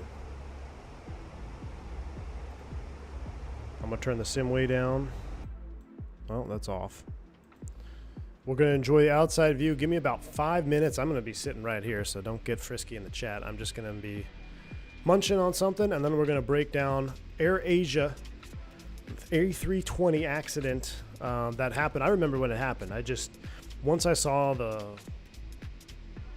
reports of what had happened, it just blew my mind. And then watching the Green Dot video, I watched it when he released it. I think it's maybe a year old now. It's crazy.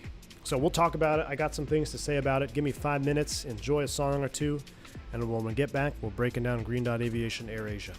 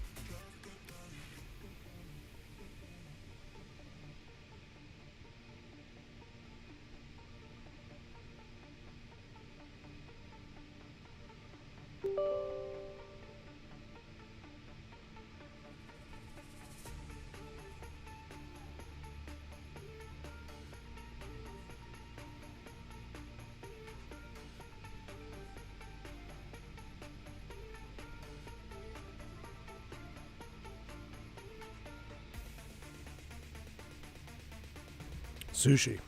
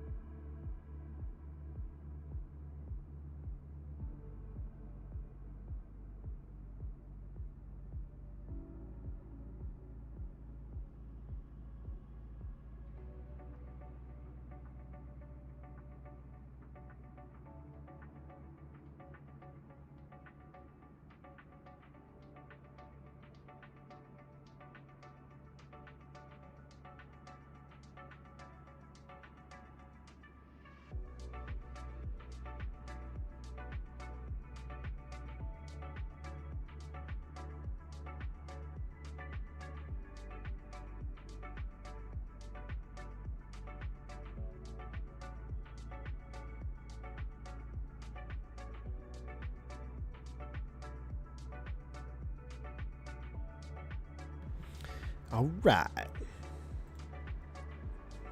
This is a good song. I might have to come back to this one. It's a good vibe on that song. All right. Let's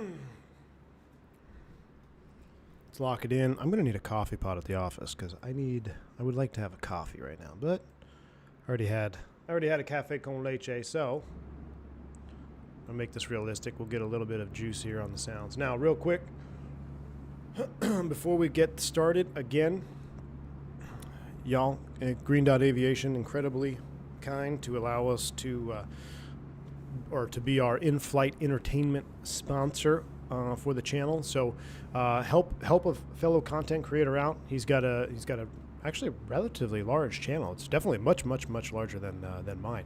I think he's got like 500,000 subs or something like that.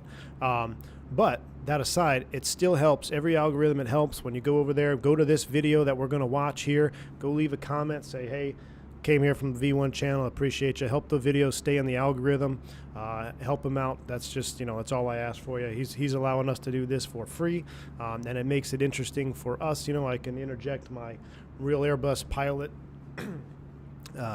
thoughts and things to the channel, so or to the video breakdown rather. So do that for me if you can. Appreciate you. And today we're getting into the AirAsia incident. If you're unfamiliar with this was a classic 320 that ended up it was a complete whole loss. And there's some things that happen on this that are just mind-boggling for me from my standpoint, and maybe we can shed some light on it when we do it. So hopefully the sounds are all right. Let me know if I need to adjust them. I'm going to bring that up. I'll bring the cabin down just a little bit, right about there, just so we have a little bit of hum. So here we go. Let's get into our, what is this, our third green dot breakdown in AirAsia Flight 8501. This one will make the hair stand up on the back of your neck. Morning of December 28th, 2014. 156 passengers boarded an Airbus A320 operating as Indonesia AirAsia Flight 8501 at Juanda International Airport in Surabaya, Indonesia. They were bound for Singapore's Changi Airport, a 2.5-hour journey. The majority of the passengers were Indonesian, although there were also 3 South Koreans, a Malaysian, a Singaporean, and 1 passenger from the United Kingdom. In the cockpit, sitting in the left-hand seat, was the captain of this flight, 53-year-old Indonesian Irianto. He was highly experienced, having amassed over 20,000 hours of flying time, nearly a quarter of which were on the A320. He had begun his flying career with the Indonesian Air Force, having flown as a fighter pilot from 1983 until 1993. He then worked as a flight instructor, and had flown for several airlines before joining Indonesia AirAsia a few years previously. Beside him was First Officer Remy Emmanuel Plesel, a 46-year-old French national. He had originally worked as an engineer in Paris, before fulfilling his childhood dream of becoming a pilot at the age of 44. Indonesia AirAsia was the first airline he had worked for, and since joining in 2012, he had accumulated just over 2,000 hours of flying time. He would be flying the aircraft to Singapore on this morning. All right, so a little breakdown of the crew. You've got a highly experienced captain in the left seat. Without even going any further, someone that's former military, 20,000 plus hours, you can wager they're probably a little bit of a maverick mentality. They're highly confident in their abilities, and it's not necessarily a bad thing as long as you're aware of it, right? So there's nothing wrong with being confident, but there is something wrong with being arrogant. So there's a fine line that you got to walk. Highly experienced, 20,000 hours, with a quarter of which in the Airbus. So what's that, 5,000? About 5,000 Airbus time. So while he has a lot of time, 5,000 Airbus time is not like, ooh, that's a ton. I mean, it's experienced, but as far as U.S. standards are concerned, well, at least the way it used to be, 5,000 hours is, you're a moderately seasoned pilot on the airplane. First officer, 2,000 hours. Second career, it seems like, 44 years old, first time at an airline. So low time, inexperienced, with only 2,000 hours. I don't know how much of that was on the Airbus. Probably can't be all that much. So you've got a steep cockpit gradient setting up here. And what I mean by cockpit gradient is you've got a captain sitting up at one echelon of experience, and you've got a first officer down at the other. You draw a line between the two of those. That is a gradient. That is a steep gradient here, getting into this flight. As the pilots readied their aircraft for departure, a fault deep within the aircraft's electronic brain began to stir. It had reared its head on several previous flights without serious issue, but this time it would combine with a perfect storm of human error, training deficiencies, and miscommunication, resulting in the loss of everyone on board. Before departure, the pilots discussed the weather en route. Their route over the Java Sea was flanked by thunderstorms, and it was clear that they would be spending much of the flight dodging these as they made their way towards Singapore. And speaking of thunder, this episode's sponsor is War Thunder. War Thunder is a military vehicle combat online game. As it reached What? Why can't I go back? Well, that's weird. In the early morning of December 28th, 2014, as it reached an altitude of 38,000... Why does it keep skipping to there? Interesting.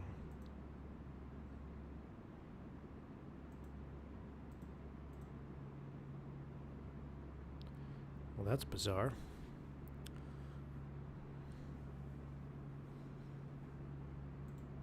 Hold on. In the early morning of December 28th, 2014, he had just over 2,000 hours of flying time. All right, we'll watch the War Thunder. He would be ad. flying the aircraft to Singapore on this morning. Might be clever. As the UI. pilots readied their aircraft for departure, a fault deep within the aircraft's electronic brain began to stir. It had reared its head on several previous flights without serious issue, but this time it would combine with a perfect storm of human error, training deficiencies, and miscommunication, resulting in the loss of everyone on board. Not a single fault is always the Before very departure, rare. the pilots discussed the weather A en single route. fault causes an accident, right? Their route over the Java Sea was flanked by thunderstorms, and it was clear that they would be spending much of the flight dodging these as they made their way towards Singapore. And speaking of thunder, this episode's sponsor is War Thunder. All right, we'll watch. We'll mute it here for a second. But so just like he said, a perfect storm of faults, right? How many times have we looked at this where it's like it's not just one thing that causes an aircraft accident? Most of the time, it's a slew of errors, right? So we'll let the War Thunder ad play through, and then we'll get back into it.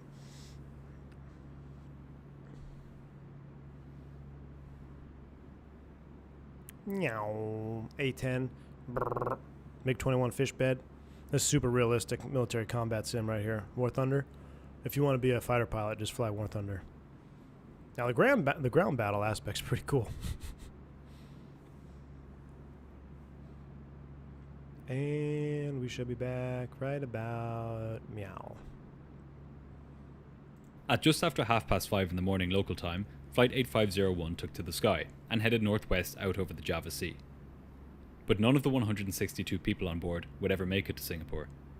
What happened over the next few minutes would shock the world of aviation and would call into question such basic things as the role of automation in the cockpit and how pilots are trained to fly modern aircraft. At 10 minutes to 6 that morning, the aircraft had reached its cruising altitude of 32,000 feet. Due to the enormous clouds in the area and the outside air temperature of minus 62 degrees Celsius, there was a risk that ice would accumulate on the aircraft. The first officer asked the captain to turn on the aircraft's anti-ice system so that the plane would remain flyable in these conditions. The flight attendants also asked the passengers to fasten their seatbelts, given the possibility of turbulence. The atmosphere in the cockpit was relaxed, and the flight progressed as normal along its planned route. Nonetheless, the pilots knew that this would turn out to be a busy flight for them. They were approaching an area of thunderstorms, which they would soon need to navigate around. But they had no idea quite how overstretched they would become over the next few minutes. All right, so you're already getting ready. They're thinking ahead. They're thinking of the weather coming up. Their mind's already probably looking at the radar. We don't have a CVR to like go over, but I would imagine they're probably looking at their radar image, kind of thinking of what they want to do. Captain may be suggesting, hey, what about that one up there? Which way do you want to go around this? They're already starting to become occupied with looking ahead of the airplane, staying ahead of the airplane, as they should be. Everything is normal, so normal flight, but they are already most likely looking at the weather coming up. Suddenly, the master caution light illuminated in the cockpit. That'll get you going. This every was time. accompanied by a warning message on the ECAM, or Electronic Centralized Aircraft Monitor. It read, Auto Flight Rudder Travel Limiter System. That's one you don't really want to see.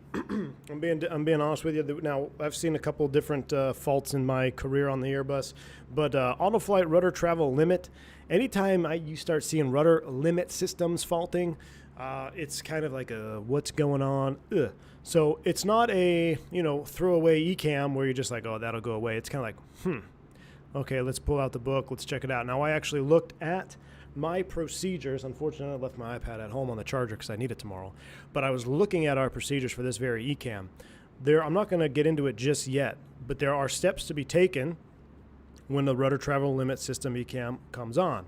Now, you also have multiple redundant systems here, so this is not a master warning. It's a master caution, letting you know, hey, there's something up with your rudder travel limiter. But, everything else is normal. And if I recall, it actually says on the procedure, it's crew awareness.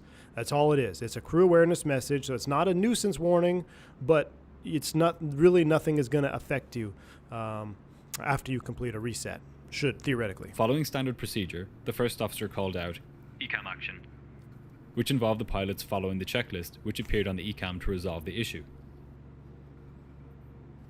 The rudder travel limiter is a device which limits the movement of the rudder in the tail of the aircraft as it goes faster. For the same reason that you wouldn't want to turn your car's steering wheel 90 degrees while speeding down the motorway, you wouldn't want an aircraft's rudder to reach maximum deflection while traveling. No, you wouldn't. A300 American crashed out of New York just after September 11th. Y'all remember that? That's what stop rudder input. So that's the other thing. You know, that always, I think in any commercial airline pilot back of their head, they're always saying, you know, rudder travel limit. That's the first thing you think of is that American A300 crash. Oh, ladies and gentlemen, Green Dot himself has joined the chat. Hey, make sure you shout out and say thank you to Green Dot Aviation. Thank you so much. I've been a huge fan of your channel for quite some time. But yeah, the actual Green Dot is in the chat. That's fantastic. I'm glad you like the IFE. That's absolutely awesome. Thank you, Green Dot. The actual Green Dot Aviation is here. I feel like we've officially made it as a channel. We're famous now. That's awesome. Thank you so much. That is very, very awesome of you popping in here. That means every single one of you in the chat need to go subscribe to his channel right now. At cruising speed. The ECAM was alerting the pilots to the fact that there was a fault with this system and advising them to reset the computers responsible for it, which are known as FAC1 and FAC2. Yep. FAC stands for Flight Augmentation Computer. FAC1 and 2 make up a vital part of the Airbus A320's flight computers, as they're responsible for important functions like generating wind shear alerts, stall warnings, controlling rudder inputs, and calculating various airspeeds which are critical to the normal operation of the aircraft. So again, we were talking about a little bit earlier, right? We have redundant systems in the 320. No failure of one system is going to drive you into an unflyable or an alternate law, for that matter, situation. Emphasis on, you know, theoretically, right? That's the plan. You never know what causes the fault. But one FAC goes out, not a big deal. I flew an airplane a couple months ago. I think I posted in the members section of the Discord. I showed you we had a FAC in op. So I was like, you can actually dispatch with a FAC out?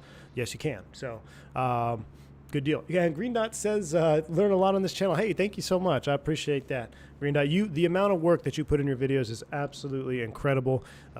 Much respect to the amount of time and the editing that goes into them. Just absolutely phenomenal.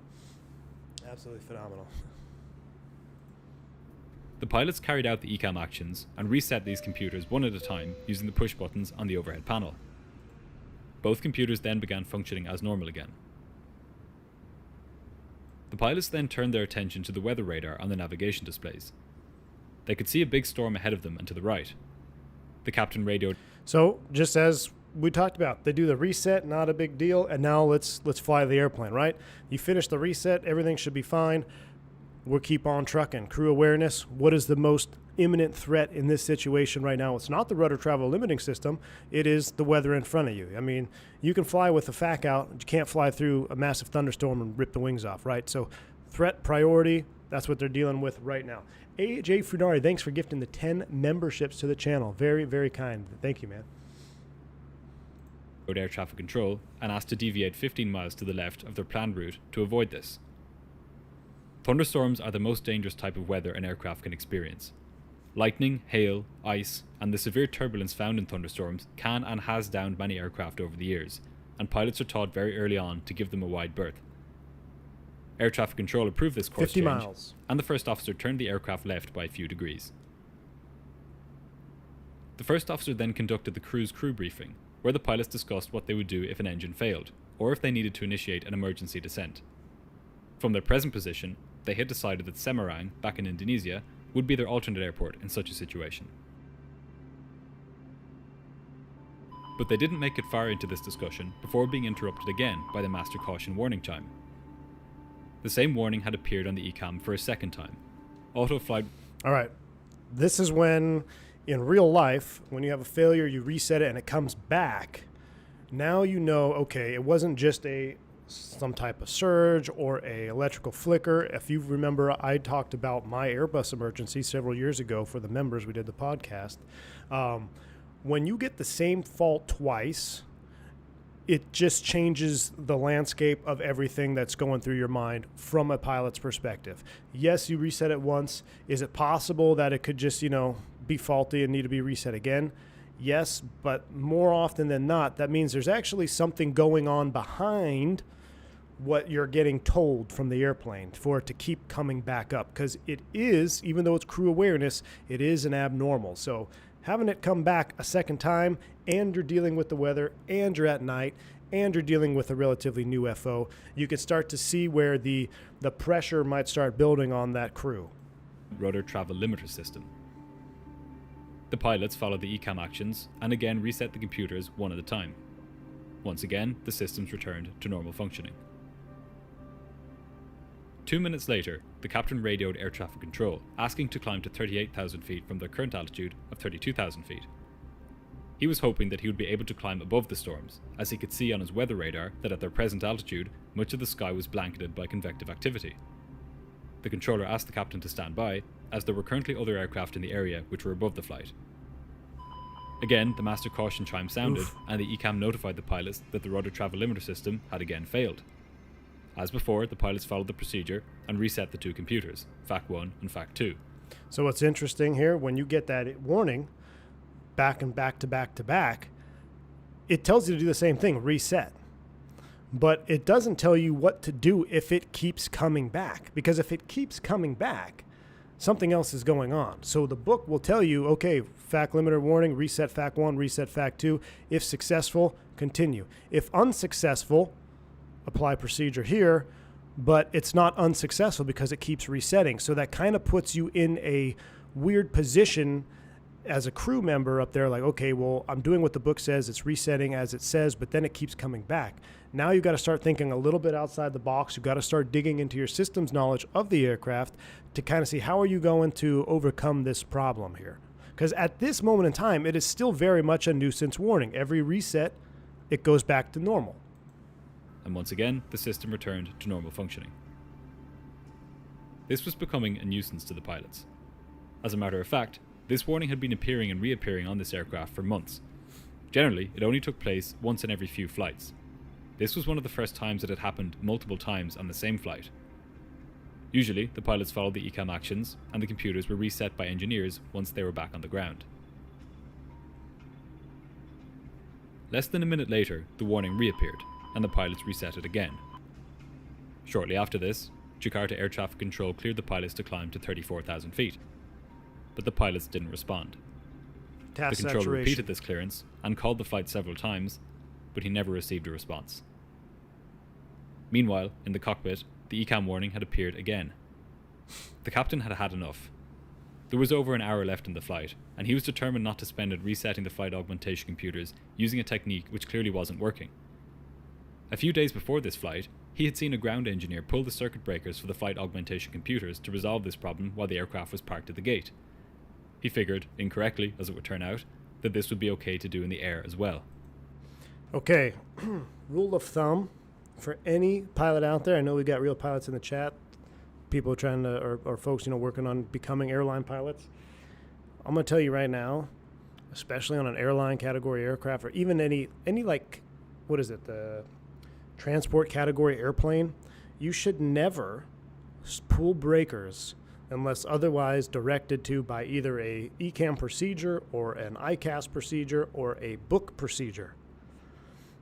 To pull circuit breakers willy-nilly just because you saw a mechanic pull a circuit breaker before is, it blows my mind. Like, as a crew member, as a captain, as a student of aviation, to just get up and pull breakers that you are not instructed to pull is something. It's something. Let's continue on here for a second. He left his seat and located the circuit breakers responsible for the flight augmentation computers. The FAC1 circuit breaker was above his seat, while the FAC2 circuit breaker was behind the first officer. Anybody remember the difference? What are the circuit breakers on the overhead versus the circuit breakers on the panel behind you? So the circuit breakers on the overhead are all monitored breakers. So you're going to know when they're tripped. Breakers on the aft panel, you may not necessarily know if you pop a black, like one of the ones that aren't green. You have to dig into the McDo to actually see it or clear it, depending on which breaker pops, and that could vary from airframe to airframe. But generally speaking, the ones on the overhead, those are pretty, they're up there for a reason. They're easily accessible in case you need to pull something in some sort of emergency. if you're directed to, not just willy-nilly pulling breakers. He pulled the circuit breakers. It's hard to overstate how quickly things went wrong from this point. Straight away, the autopilot disengage warning sounded in the cockpit, as both the autopilot and auto throttles became disconnected. The aircraft had gone into what is known in Airbus terminology as alternate law, meaning that it had lost a number of computerized protections aimed at keeping the aircraft within safe limits. The first officer was now flying the aircraft manually at 32,000 feet, with a much more primitive suite of automated protections behind him. But the aircraft was flyable. The pilots had just been thrown back a few decades in terms of the automation they had available to them. Turned it into a 737, right? So he's pulled the breakers for the FACs, and the airplane said, okay, you've just pulled FAC 1 and FAC 2. So what did we say at the very beginning of this? Failure of redundant systems. So now that he's pulled both at the same time, now the airplane's is gonna freak out on you. It's gonna put you in alternate law. He could have accomplished the same thing by shutting off both FACs on the overhead at the same time, but the procedure, the reset, will say FAC 1, reset, then on. FAC 2, reset, then on. Okay, so pulling the breakers, you're hard coding, eliminating the entire FAC computer system and its associated components. So this goes into your knowledge of the airplane. The flight augmentation computer is not just rudder travel limiting. There are other things that it contributes to.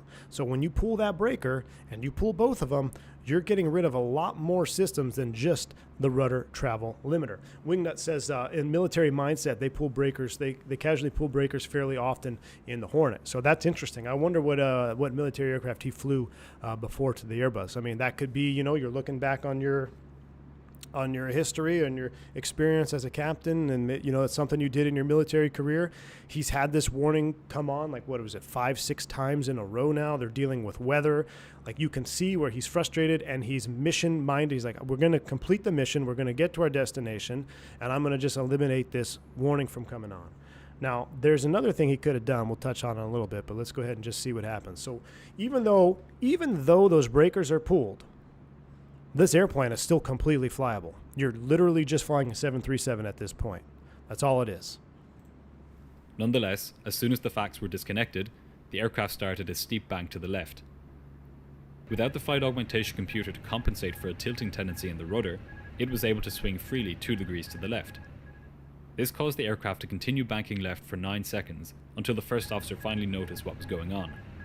By this point, the bank angle had reached 54 degrees. Jeez. This was closer to being on its side than it was to flying straight and level. Oh my god. The first officer was startled when he recognized how far the aircraft had banked, and he immediately pushed his side stick to the right to bring the aircraft back to almost straight and level. But probably would have been a good idea to do that before you reach 54 degrees of bank. 54 degrees of bank is an uncomfortable amount of bank, for sure. For some reason, he did much more than just bring the aircraft back to level flight. He had begun pulling up on the side stick, bringing the aircraft into a rocketing climb. The aircraft was now climbing at 11,000 feet per minute, more than 5 times faster than would be typical at this altitude. And perhaps spatially disorientated from his rapid turn to the right, the first officer began allowing the aircraft to bank left again.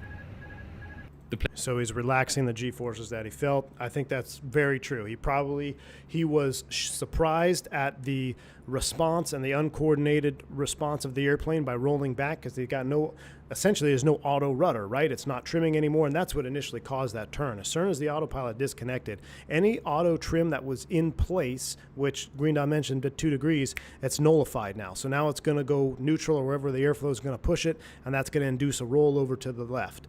Then when you increase that bank to the right, you're probably startled by that. Who knows what their visual references are on the horizon? I mean, this could very well be a pitch black night out here. I know in the video it's at the sunset. I think that's for cinematic purposes perhaps, but he could very well be IMC. We don't really know.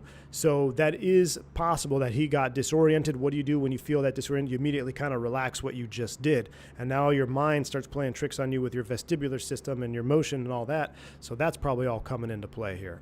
Plane continued banking left, and as it climbed, it began to lose speed rapidly.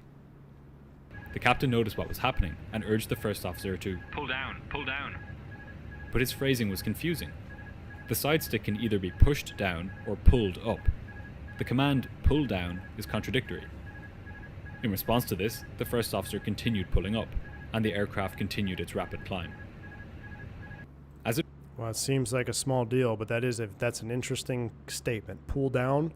So I think it's obviously the captain seems a little bit startled as well. And remember, there's probably he's probably trying to get back into his seat. If he was up out of his seat pulling the breakers and then it rolls in and your first officer rolls you back to the right, like, you're going to be startled.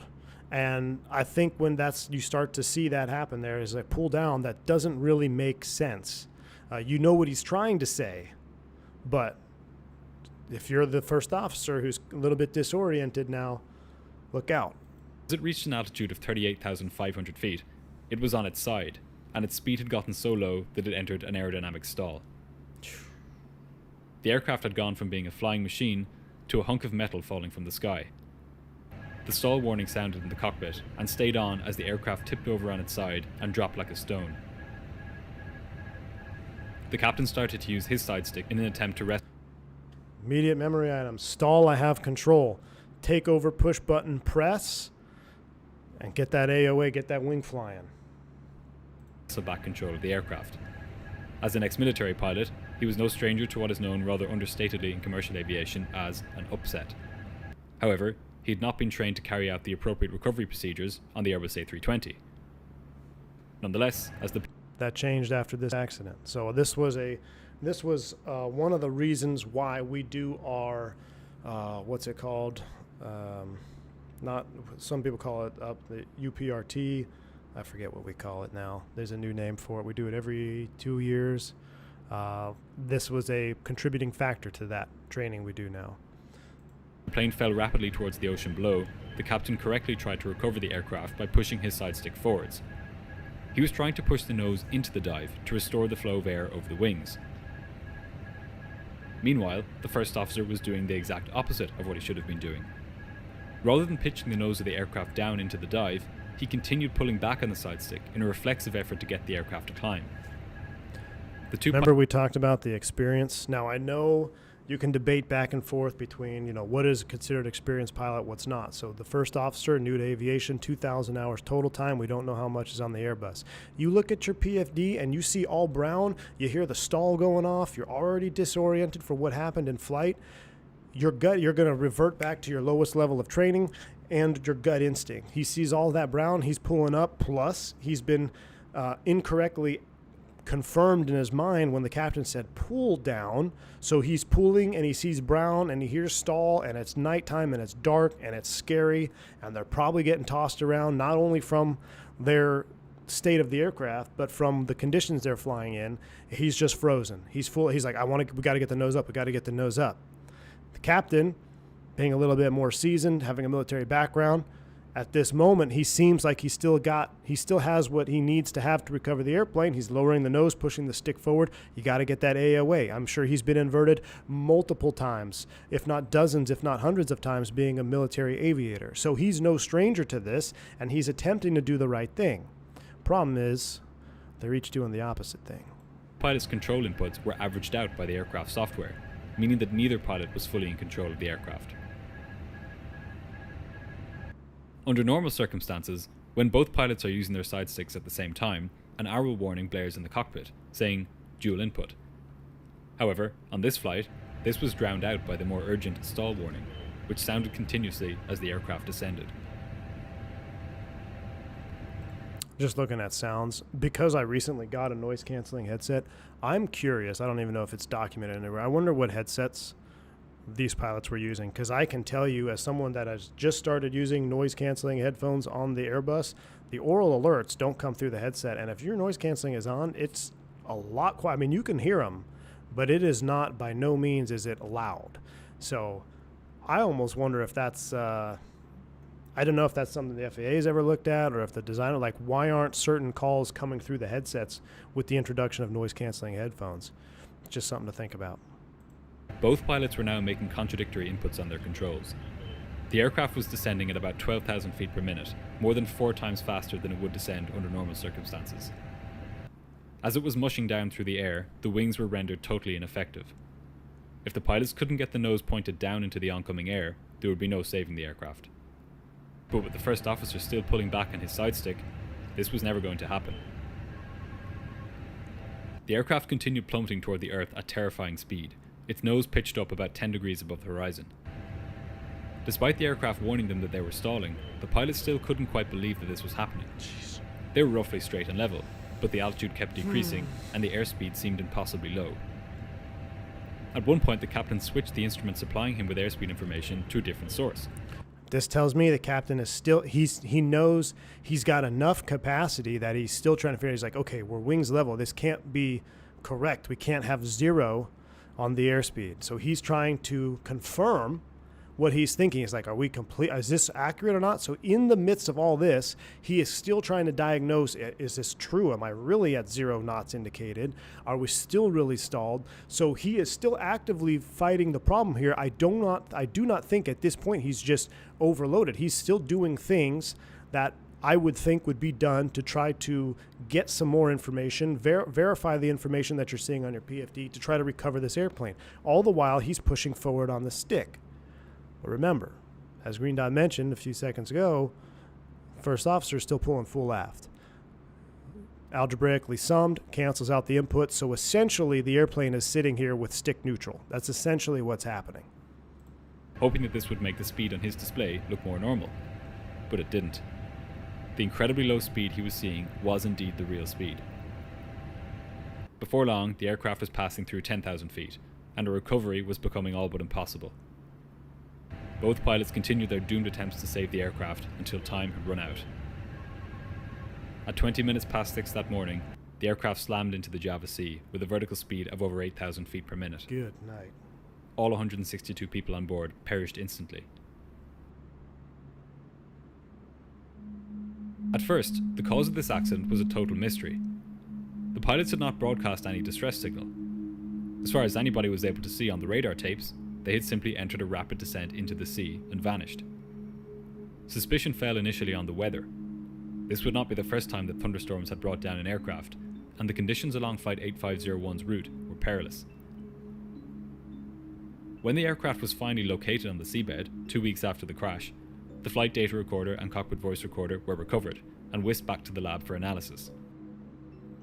As investigators watched the data recorder readouts unfold and listened to the cockpit voice recorder, a totally different picture of the accident began to develop than the one which had been swirling around in the media. As is true most of the time. What really happened had nothing to do with the weather at all.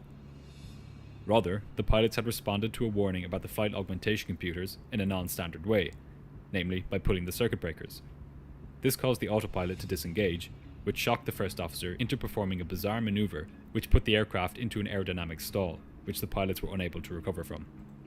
Now, I'm going to interject something real quick here. So going back to when he pulled the breakers, we have in our books, and I don't know AirAsia books, I don't know what the procedures were at the time. Maybe it was there, maybe it wasn't. I'm not trying to Monday morning quarterback anything. This is tragic loss of life we're going over.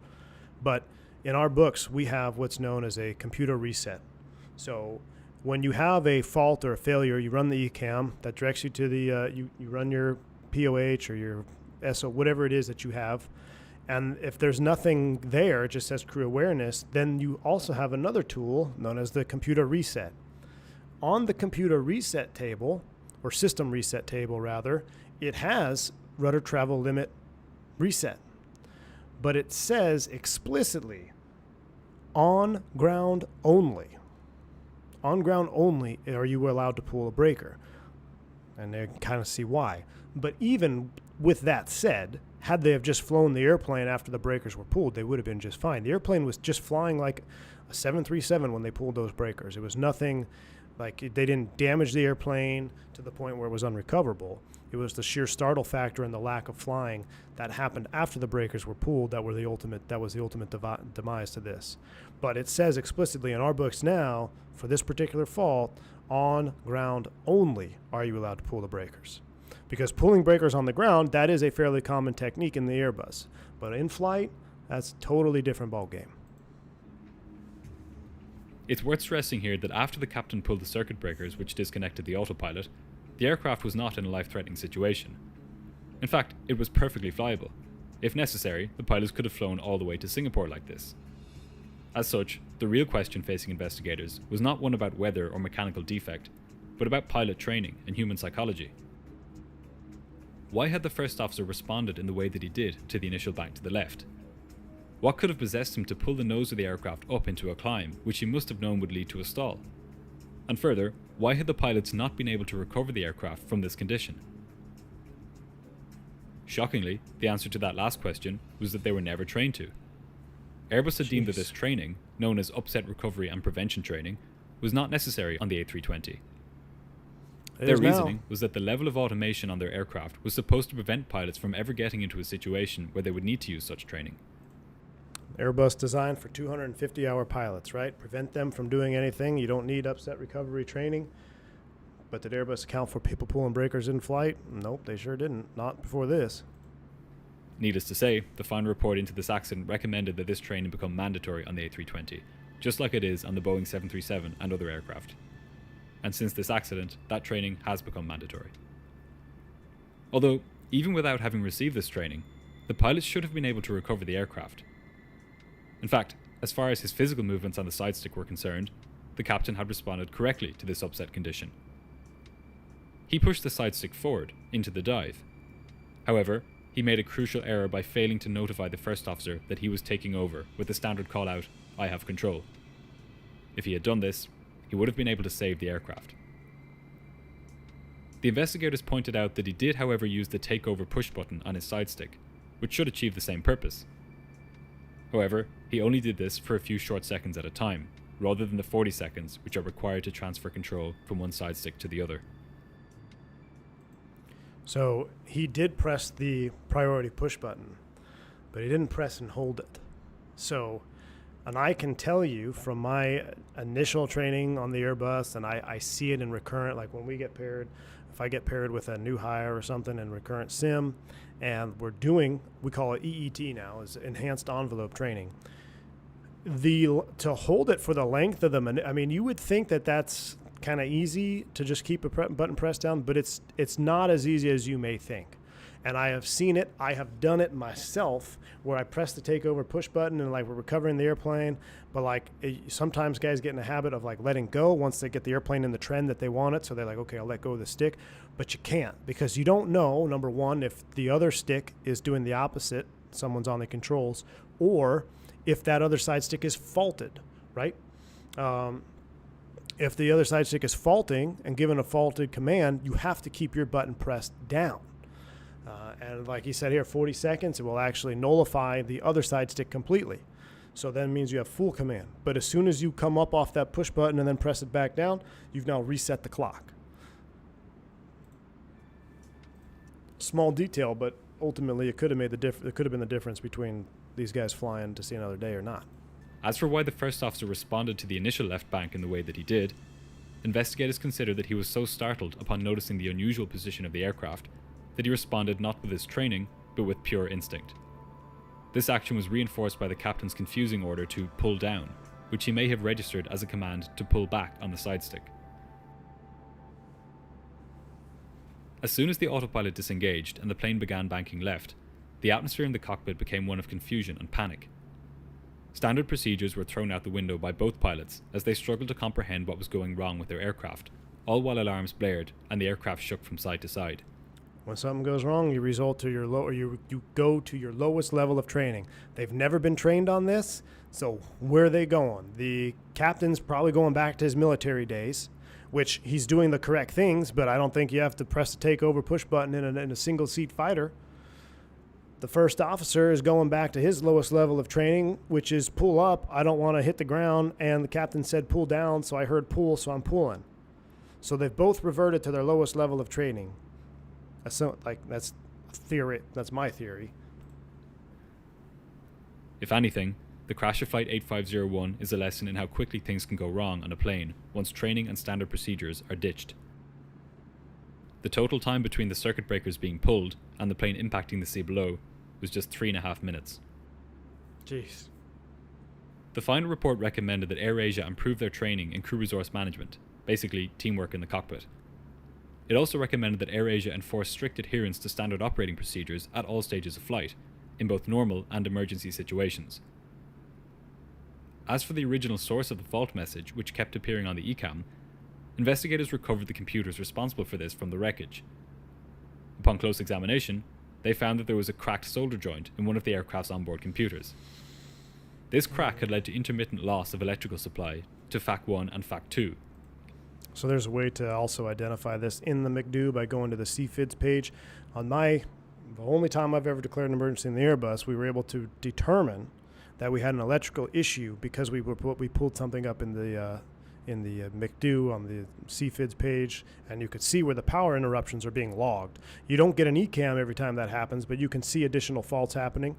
So, that maybe they weren't aware of that, they weren't trained to that, so you can't, fault them for it. But I'm just saying, when you have something like that, that's one of the first things I do. Sometimes on long flights, I just pull up that page just to check, like, what's going on behind the ECAM that's not giving us an ECAM that I can take a look at. You can see, like, engine trip faults, or all kinds of little things that really have no pertinent or nothing pertinent to do with your flight, but it's still stuff that's happening, kind of keeps you in the loop. So anyway. Leading to them needing to be reset. The final report also made a number of recommendations to Indonesia AirAsia's maintenance department, aimed at ensuring that in future, reoccurring technical issues are investigated more thoroughly. These changes will come as little consolation for the families of the victims, but they are part of a never-ending series of safety improvements, which continue to make the sky a safer place. Thanks again to War Thunder for sponsoring this video. Click my link in the description box to... I like his end music.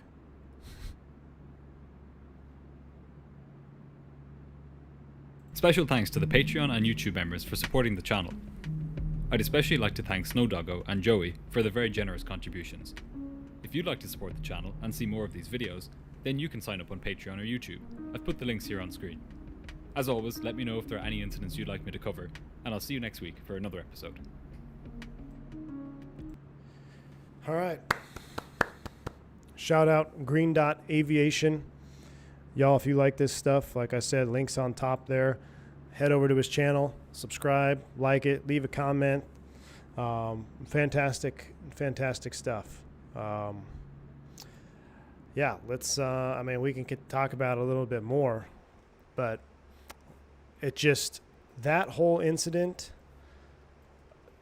when you say, rules and regulations are sometimes, most oftenly, lessons learned in blood, that's another one that's come from that. So that loss of life accident has led to UPRT in the Airbus, led to EET. That's what we call it now, enhanced envelope training. I kind of hit on that.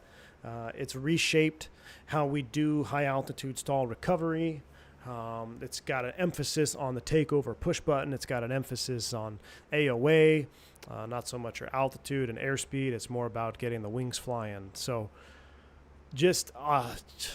it's hard to watch. It's hard to watch because knowing what I know as an Airbus pilot, to start pulling breakers without any direction is just a recipe for disaster. But all accidents, very, very rarely is it one thing. So even though they pulled the breaker, it could have been fine. Now, there's something else I'm going to tell you. There is something that crew could have done that would have silenced that warning from happening.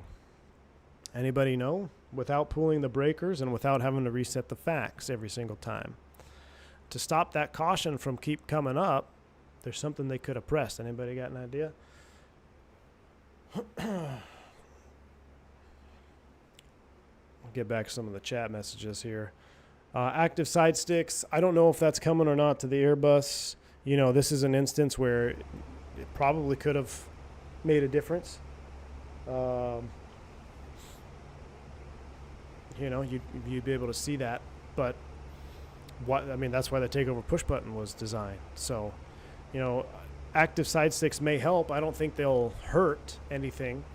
I really don't see an issue with active side sticks as long as it doesn't create other issues that are unforeseen, right? You're going to introduce a whole new system to the Airbus. There's probably going to be some consequence down the line that we don't know of yet. Let's see. Yeah, flight to lift. EMER cancel button. So, Captain Chemtrails here. Good to see you, man. EMER cancel. So you keep getting a nuisance warning you flip this cover up here, and you can cancel it. Now, because it wasn't it was still a nuisance warning, they probably still would have had to do a reset, but it would have prevented that caution from keep coming up. So it would have been a way to silence those warnings from going on. They could have continued their flight, and everything would have been just fine. And at any given, I'm not sure the whole breakdown of the fault, which solenoid or which solder joint was out. Would it have eventually just tripped the autopilot off, and then they would have been in the same situation? That's possible. That could have happened. So they could have EMR canceled it, and then both FACs could have depowered, right, in the turbulence, and then they would be in the same situation they were in before when they pulled the breakers, but at least they'd both be seated, and they'd both be able to fly the airplane. So I don't know. It just, that is a tool they also would have had in their book. But it's a tough one. I mean, as most accidents are, they are tough to watch. And, at no point do I want to sound like, oh, I would have done better. It's just, we're just simply breaking it down. I'm just trying to spread a little knowledge around the whole scenario. But sad, nevertheless, but it's made aviation safer, and it's made the Airbus safer. So, I missed a couple super chats. I missed a couple donos here. Let me go ahead and get the alert box back on. I apologize. Force Raptor gifted 10 more memberships to the channel. Force Raptor, I appreciate that. That is very, very kind of you. Thank you for the support. If you pick up a membership, looks like Captain Chemtrails got one too. Nice. If you pick up a membership, say thank you to Force Raptor. Very kind of you. And thanks for the great content. Thank you, Captain Chemtrails. Hope you're well, man. Hope life is good. And you're just living your best life. Are you still on the 7.5? We got a 7.5 coming out for Microsoft. We have a 7.5 coming out for Microsoft pretty soon here. Let me go ahead and pull that off. Is that why the World War I ace used to say in emergency, wind your watch? Yeah, or that's why I say, smoke them if you got them. That's, put your seat back, assess the situation, see what's going on, and then go from there. Now, is FlyLive frozen again? Are we having FlyLive issues? I think it is. Maybe? I think we're frozen, right? FlyLive is frozen again. All right, so we'll get it off the screen. I don't know why it keeps freezing up. Maybe because I sent an email to Flight Deck to Sim because he was asking about why his FlyLive keeps freezing up. And I said, mine's not freezing up. I don't have any issues, and now I have issues. Maybe it was because we hit the tower or hit that hangar in Santa Monica. Don't some circuit breakers actually work on the Phoenix? Yeah, they do. Actually, Tranquil Breeze. You bring up an interesting point here. Well, let's see. Auto flight. FAC 1. So he would have got this, right? All right. Reset, unsuccessful, FAC 1. So he would have got that ECAM first. Now look what's happened here. Your flight director 2FD2. That means you're down a FAC. All right, so let's see. What else did he pull?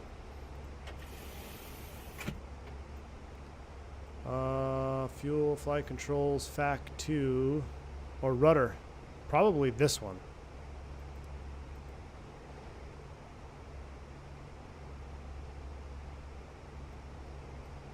I'm not sure which one he pulled. Did he pull the rudder? Or what's up there? Wingtip brakes, anti-ice, air bleed. It's not going to be up there. It's going to be here somewhere. ELAC 2. Artificial feel, no. FAC 2. He probably pulled FAC 2. There we go. We've just recreated the air. All right, I have control. Toga lock. What do we got? Speed limit. Auto flight, autopilot off. So I'm flying. Clear auto flight, clear auto flight. Flight control, alternate law, protections lost, max speed 320 knots. If you don't touch anything, because we were pretty much null on the trim, we don't have any roll. But you can see here the airplane's entering a climb. We're also in thrust lock, meaning that if we don't move the thrust levers here, nothing's going to happen. I guess we could, let's see. So they probably rolled it over. I want the 54 degrees bank, which is a lot. Somewhere in there. Okay, so as the airplane's doing this, and then the first officer grabbed it, pulled it back. Now you got other alerts. And I pulled way up on the side stick. Doing this number here. You got no speed. It's dinging. At some point, it'll start to get a stall here. Speed's coming off. I mean, your FMA is completely not what you want. I'm just gonna see what happens here. Let's ride it out into a stall. Let's see what happens. I mean, you've still got time, right? Maybe their power was back. Now we're gonna exceed our cabin altitude. All right.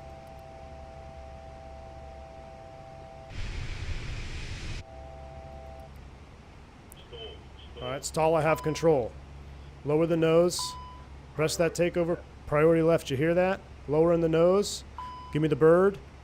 Bird's on. I'm looking for that zero lift line. All right, I've got positive trend here in speed. Let's go ahead and start working our way out.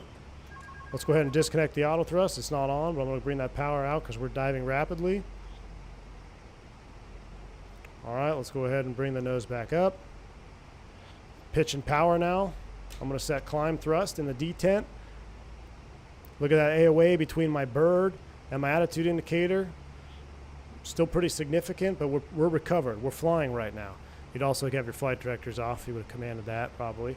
Flight directors off. So now you're just flying with it. Okay, aircraft is recovered. Well, now we'd have to go ahead and set up a diversion. Where are we at? Can we divert? Lakeland, leaving it. We might as well just go in. Let's just go into Fort Lauderdale. We're this far out. But, I mean, there's your recovery. So, airplane still flies. Airplane still flies. Now, let's see. Where was that FAC breaker at? EIS, aircon, flight controls, FAC 1. Push those back in. Let's go ahead and push rotor travel back in. Let's go ahead and push FAC 2 power back in. All right, with that all in, we're still in alternate law. Max speed 320 knots. Auto flight, auto thrust off. FAC 1-2 fault. Clear flight control alternate law. FAC 1-2 off, then on. So FAC 1, and this one says FACs 1 and 2 off. Doesn't say 1 then 2. It said 1 plus 2 off, and then back on. Resetting the FACs. All right, now I can see my speed. Now, also, someone should be flying the airplane too. All right, lower that AOA, get that zero lift line in there. All right, auto flight, auto thrust limited. The ECAM's clear. We're pretty much status normal. So now rebuild our automation. Let's get our flight directors back on. Let's go ahead and pull for an open. Let's get my auto thrust back on. Put the auto thrust in the thrust range. So now we're out cruise. We're in track mode. Why are we in track mode? It's because we still have the bird on. So let's take the bird off. All right, let's get us navin. Let's get us navin to a fix. Let's go direct to Clio. Direct to Clio insert. We're thrust, climb, nav. We need to climb back up to 370. Let's pull for open. Thrust, climb, open, climb, nav. Follow the flight directors. We're still descending, but we're going to correct here. We're reversing trend. We're turning back to the right towards Clio. Matter of fact, at this point, you're within a normal flight envelope. We'll go ahead and engage autopilot 1. Read your FMA. Thrust, climb, open, climb. Altitude is blue. We're navin. Autopilot 1 is engaged. We've remedied our FAC situation. We got 1 FD2 on. And ladies and gentlemen, we're navin back towards Clio for landing in Lauderdale. So,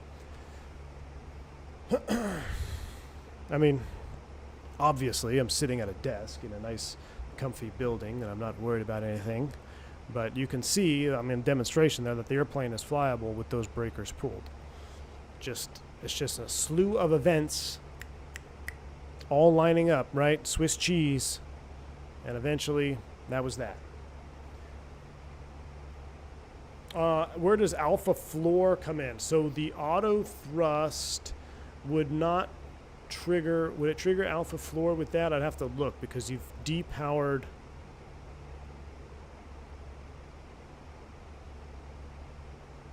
I'm trying to think. I think you would be out of the alpha floor envelope. I'd have to look. I don't think it would activate there. I don't think it would activate there.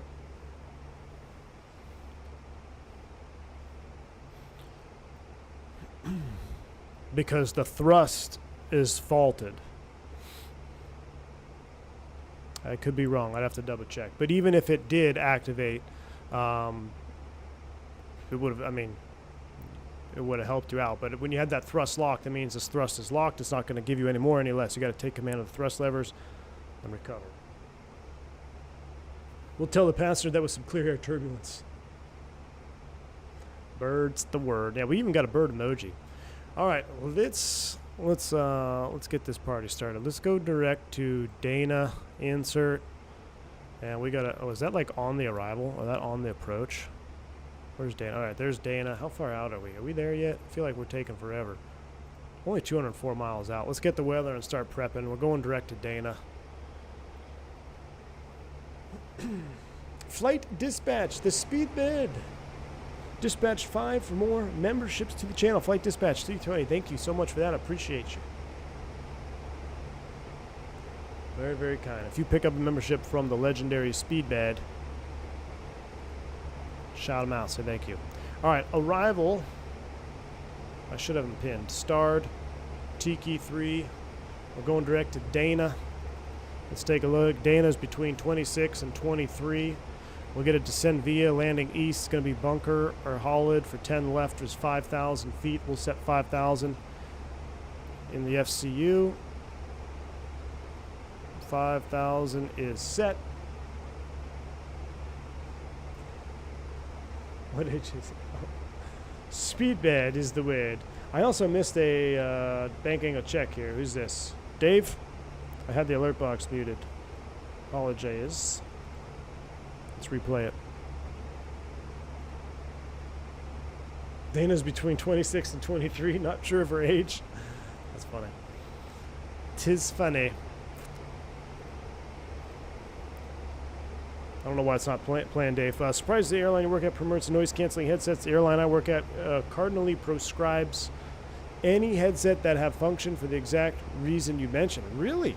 So noise canceling is prohibited? That's crazy. Yeah, David. No, I don't know of any that I can think of off the top of my head that prohibit the use of noise-canceling headphones. What's interesting is the new Neos, the alerts come through the headsets. The new ones. The old classics, they do not. Arrival weather into Fort Lickerdale, 080 at 11, gust 18, 10 miles, overcast 27. We'll be shooting ILS, chat. So 080 at 11, 10 miles. 080 at 11.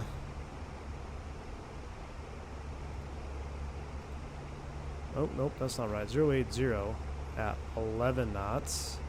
Oh my goodness. I feel like there's a delay in this McDo. Has that always been there?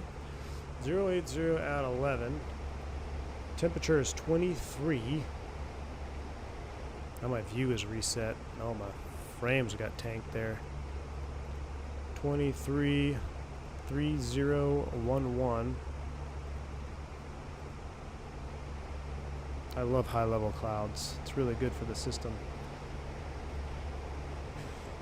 Could you talk about the Air France 320 crashing at the air show? Yeah, maybe we'll tackle that one day. Yeah, that one's interesting because it was the pilot said it. You know, the Airbus is what betrayed him. He could have done it if you. I don't know. That one's an interesting one as well, for sure. A lot of controversy on that. 207 on the Barrow. We're looking for 110.1. 207 on the Barrow. We'll get our LS's on. 110.10. Final approach course 095. Manual brakes. Actually, we have to go low brakes because I don't have my tactical flip-flops. Going back to Telex ship set for Checkride tomorrow.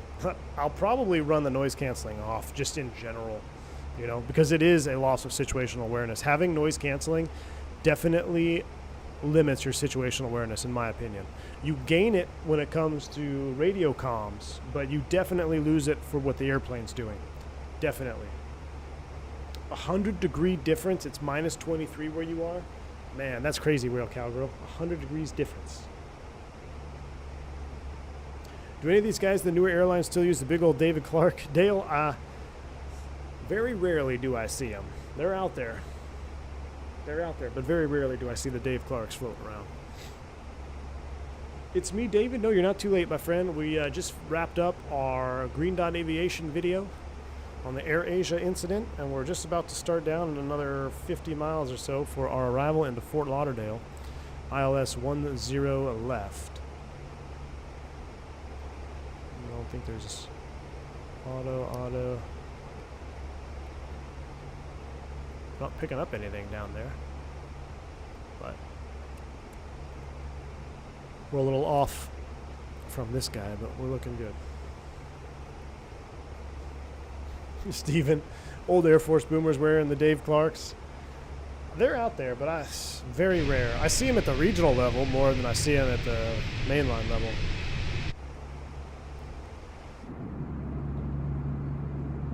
Beautiful view. Prediction for tonight, V1, go blue. I think Michigan is going to wipe the floor with Washington. That's my prediction. I think they're going to wipe the floor. I think it's going to be a boring game. I'm hoping I am 100% wrong. I really don't have a dog in the fight, whether it's Michigan or Washington. I hope it's a good game. And if I had to pick a side, I don't know. I kind of want to see Harbaugh win just because everyone's going to get pissed off. But I think Michigan's a better team. But if Washington wins, that means the loss that they had, or that means the Texas loss isn't all that bad either. So, you know, maybe I should be rooting for Washington. But I have no, like I said, I got no dog in the fight either way. I just hope it's a good game. We're busting out the wings again as soon as I get home. Like, we got to get this flight on the ground, chat. Like, what are we doing here? I need to go. I need to get this flight on the ground so we can go home and make some wings. I'm going to smoke some wings and throw them in the air fryer. It's going to be a juicy. And then I got to get up early. I got to pack a bag. When's the last time I packed a bag? Do I even have that on here? Let's see. I didn't have a single overnight this month. I didn't have one this month. I don't know. It's been, I think September was my last overnight. I think I had an overnight in September, and that was for training. Yeah. I had an overnight in September for training. That was it. I didn't have any overnights in August. It's been a long time. Now I actually have to do airline pilot things. Ugh. No second leg. No. If I could do a second leg, it'd be in the Learjet, too. I want to fly that Lear. The only college team I care about is Colorado School of Mines. Steve. Don't go pulling any breakers around. No. No. Someone's a bit go-minded. Yeah, the Swiss cheese is lining up, right? Get their itis. I want to just get done with this flight so we can go home and make wings. Is it just me, or does the Fenix wing look extra juicy today? Has it always been this juicy? I mean, this engine view right now, like this seems like we're in real life. United found loose bolt on the plug door. Speedbird, for real? Weren't they just trying to get something passed where they didn't have to comply with the loose bolt thing, and that was the reason why that plug door popped out? That would be awesome. That would be awful. 737 has seen better days, that is for sure. It's an Airbus, so it's always juicy. Imagine when we've got the IEs, Chad. Come on, Phoenix. Where are those IEs at? 319. I think I'm more excited for the 319 than the IEs. I guess because I know the 319 is going to come with IEs. So yeah, I'm equally excited. Everyone's going to be flying 321s. I'm going to be in the 319. You'll see the VATSIM map. Everyone will be in 321s. I'll be on Iveo, just chilling by myself in a 319. I saw an Airbus hub today we're hiring Beluga pilots. Really? Maze, good to see you, man. Hope all is well. Hope life is well. Boeing also wanted an anti-ice exemption for the MAX before this. Jeez. Boeing is just... I don't know, man. Boeing... Nothing's going to happen to them because they'll always be bailed out, but it's just sad. It really is. Luckily, no one lost their life on that. Luckily, no one was sucked out of that airplane. And luckily, it was only at 16,000 feet, because if it was higher, I bet you it would have been a lot worse. That door popped open at max diff, 40,000 feet. they would have had some serious issues. Too big to fail, indeed. Too big to fail, and the military contracts will always keep them afloat. How do we end the VATSIM ban? I don't know. Maybe though, I would want to say, you know, let's see if we can enact some change. But the thing is, their policies did change where you can log in with CID, so that's good. And it also allows you to use a abbreviated name. That's also good. So that means, according to their TOS, then the only reason for my ban would nullify, or that would nullify the first reason for my ban. The second reason they said I was banned is because I created a second account, which I did create a second account 5 years ago for the channel and everything online, you know. So I guess there is no statute of limitations on that. I guess they can ban you 10 years down the road, which that's their prerogative, and go for it. I forgot about VATSIM. Shows how it's not being missed. Yeah, it's the only reason I was a little sad about the VATSIM is twofold. One, I did like y'all flying with me, like we did that Aruba flight. So much fun. Seeing all those American heavies lined up. I will admit that is a fun part about VATSIM. The only other reason why like I was kind of disappointed was, y'all, if you've been here, you remember like literally a week ago, or like the New Year's Day stream, I was like, this is the year that I'm going to make a conscious effort to make VATSIM a better place. I'm pretty sure that's verbatim what I said. And then the next time I go log in, I'm banned. It's just funny. It's just funny. DCB, I don't know how the IVEO coverage is in the US. There's a lot more traffic on than I initially thought. But as far as controllers go, I don't see too many US control on, at least on the times that I've streamed. I've seen Mexico on quite a bit, South America, Europe seems to be on quite frequently, the Middle East seems to be on. So it definitely seems like a more European, South America-centric like controller setup. Let's go. We're starting a descent. We're at minus 53, so we don't have to hit the engine anti-ice yet. But as soon as we hit minus 50, we got to turn the engine anti-ice on because we're in the descent in the clouds, which is absolutely smoking my GPU right now, even with frame gen. But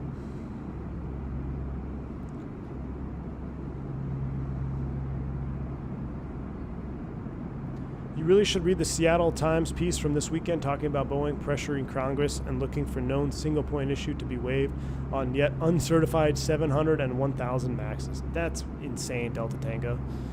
Great. Oop, there goes the thrust rollback. Oh, that was juicy. That was juicy. I got the chills. I'm such a nerd. I love Airbus. All right. Actually, we're breaking out of this layer, so let's go ahead and do some XP72 juice view here on the descent. We're all set up.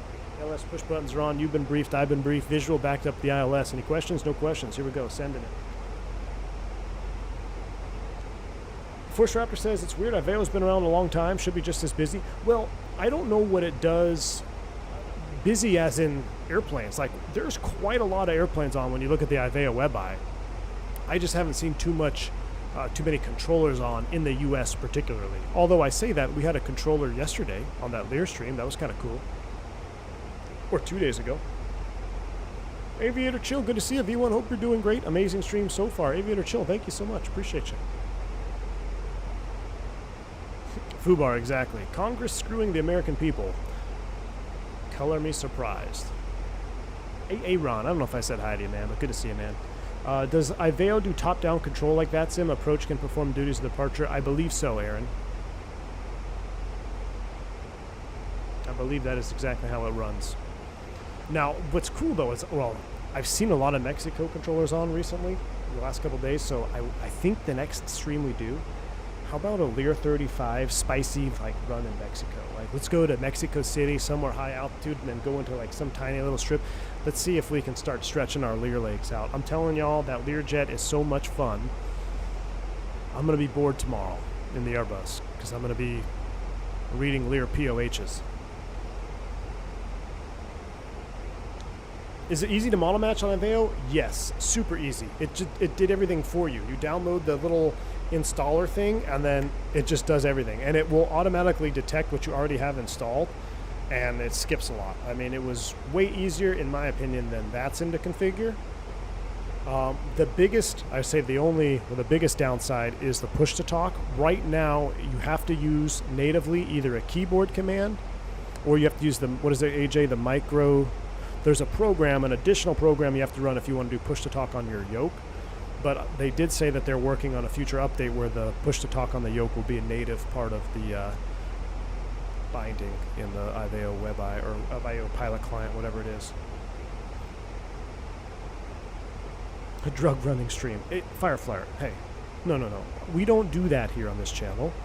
We deliver appropriate amounts of powdered sugar and basil to the appropriate locations required. I don't know what you're talking about. Anti-micro. Thank you, AJ. Yeah, Brian, they do seem to be primarily busy in Europe. The Europe traffic on Aveo is pretty heavy from what I see on the WebI. Thankfully, Seattle and SoCal, Denver, and Albuquerque control has always been online when I've flown over the pond on long hauls. Nice, Rail Cowgirl. That's awesome. So, Rail Cowgirl, can you bring a flight sim on the rail, you know, while you're just cruising? That would be kind of cool. Special powdered sugar. Exactly, Flight to Live. Red Elephant. I turned my overlay off because it was freezing, because Flight Deck to Sim jinxed me. Yeah, I just sent him an email telling him that I haven't been having issues with FlyLive. Maybe it's airplane specific, because I feel like we've had the problem before in the Fenix. Maybe it has something to do with the Fenix and the FlyLive overlay. I'm not quite sure, because we did the stream this morning in the Lear. We didn't have any FlyLive issues. Maybe it's an airplane. Maybe there's something going on there. Pac-Man, that's right. I am the gringo that always delivers. We may come in missing a wingtip. We may cut your trees down. We may trim a little grass for you. But we will always deliver. We have yet to fail to deliver. That would have been awesome if I could fly and get paid to do the train sense. It's Wall Street sugar. Aaron, I would assume VATSIM as well. I think I would assume VATSIM would probably be busier as a whole.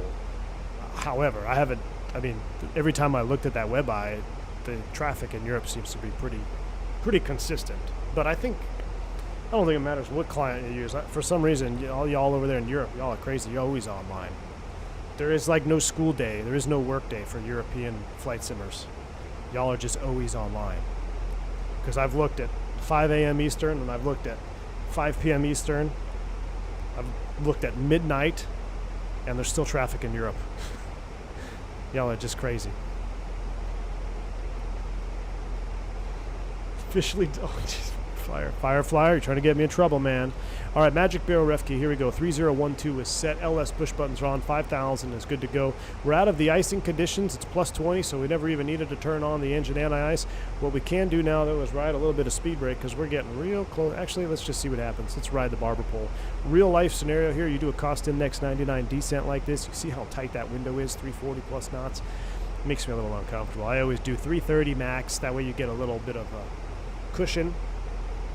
If you're new to the Airbus, I recommend a 310 descent profile. But you can see here, when it's trying to do this at 340 plus, it can get a wee bit spicy.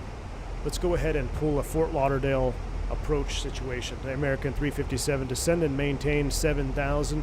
Proceed direct to Heasy. Direct to Heasy, descend 7,000. American 357. So direct to Heasy, we're descending 7,000 in a thrust idle open descent. I'm also going to select speed and roll that back to about 330. 330 is set. Speed brakes are out. We're on the descent. We're looking good. Frame gen is frame genning. I love frame gen. Look at that differential spoiler deployment. Have you seen our football fans? We're all nuts. True. Soccer fan? Yeah, Dale, I have. Y'all are pretty crazy. There's always time to fly over there. There is. There are always events going on in Europe. Yeah, I think there are for sure. Those clouds are looking 10 for 10, aren't they, Ramon? 10 for 10 on the clouds.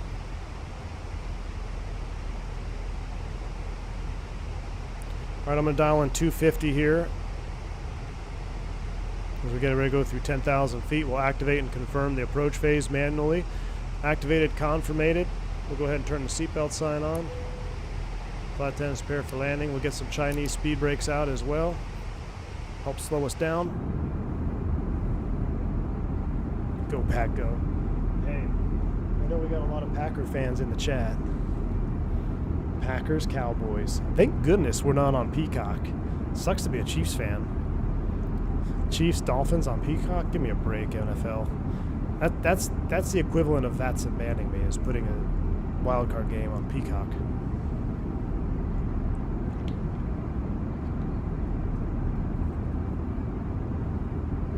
V1, my community mods are refusing to install in Content Manager. Can you help? I basically looked everywhere on YouTube, but it looks like I'm probably the only one who had the issue. My community mods are refusing to install the Content Manager? I'm not sure what you mean by that. Not what we think about this channel. Fortunately, I really don't understand what you're saying there.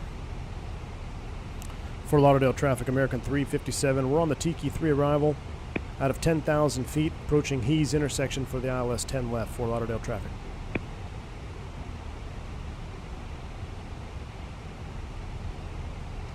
Julian's Aviation, I couldn't agree more. Beautiful piece of machinery indeed. There's 10,000. Now remember, light protocol would be cleared approach, clear to land, but no tower controller, so we're just going to do it on right now, so we'll have it for the replay.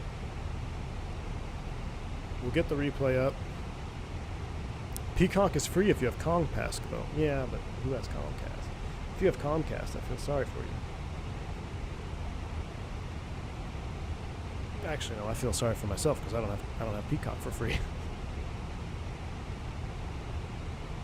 PC specs, exclamation point, specs.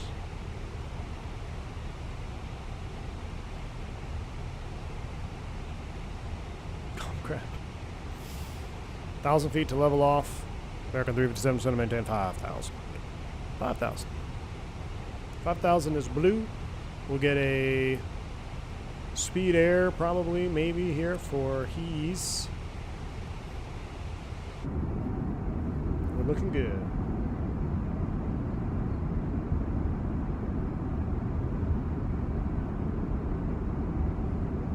Commuting, voting to decide vector type of approach. Now we're going to go right into the ILS because I want to do what I'm going to get onto Wednesday. I keep saying Tuesday. Wednesday. Just trying to get my mind back in the bus. Ah, max brace. Yeah, Comcast or nothing. Don't you love that?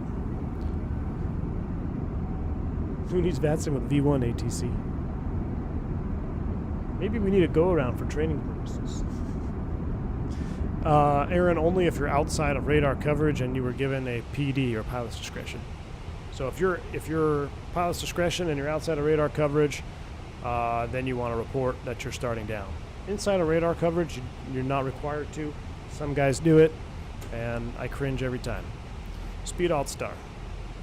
The only time I'll say that is if I'm strategically trying to get something else from the controller. You know, maybe a diversion, or not a diversion, or like a shortcut or something. I'll be like, hey, we're just getting ready to vacate 34. Any chance for that direct to whatever? But inside radar contact, no, you don't have to report on a PD. Don't flare it like the Learjet. That's right. I gotta say, if you've watched the Learjet streams, Learjet flares have been aight, right? I think they've been aight. All right, real world technique here. We're 34 miles out. American 357 cleared ILS 10 left approach. I'm not going to arm the approach push button because look at our distance, 34, 33 miles. You're going to start S-turning on this even in the real airplane. So good practice. Run it up in nav mode for a little bit here until you get inside. 25 miles real life. Okay, I start to feel all right. Typically, 20 miles is kind of like my magic number. I see 20 or 18. I have no issue arming the approach. But outside of 25, it'll do it Chicago does it a lot. I mean, shoot, in Chicago, they clear you for approach at like 50 miles. So you can capture it way out. You're out over the lake. But to me, I run it down to about 20 miles, 18 to 20 miles before I arm it up. Kivo, I'm in love with that Learjet. I don't. The only thing I can think of, the only way I can explain why I'm so obsessed with it is, it seems to me to be one of the few airplanes in the sim where it's equally rewarding as it is punishing. Like, if you get behind, like you're fiddling with your GTN or you're fiddling with something and you didn't set your power, you're going to be either doing 9.0 Mach with your hair on fire and overspeeding, or you're going to be stalling a high-speed stall and going to have a hell of a time trying to recover it. You have to pay attention in that airplane on everything. It's bordering on the line of a good, fun flying airplane, but a bad streaming airplane. But I feel like with my TDS GPS in there, I can get away with streaming it too. But man, I think that's how I would explain it. It's as equally rewarding as it is punishing. So it forces you to respect it. I just pulled on the thumbnail to get a close-up of the ND. You want a close-up of the ND? Here you go.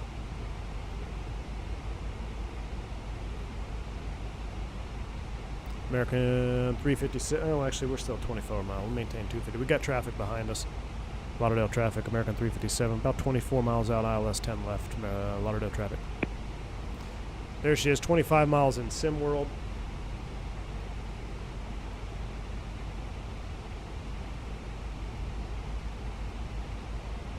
American 357. Center maintain 4,000. Traffic, JetBlue 714. We're about 25 miles out of Blue. ILS 10 left. Lauderdale traffic.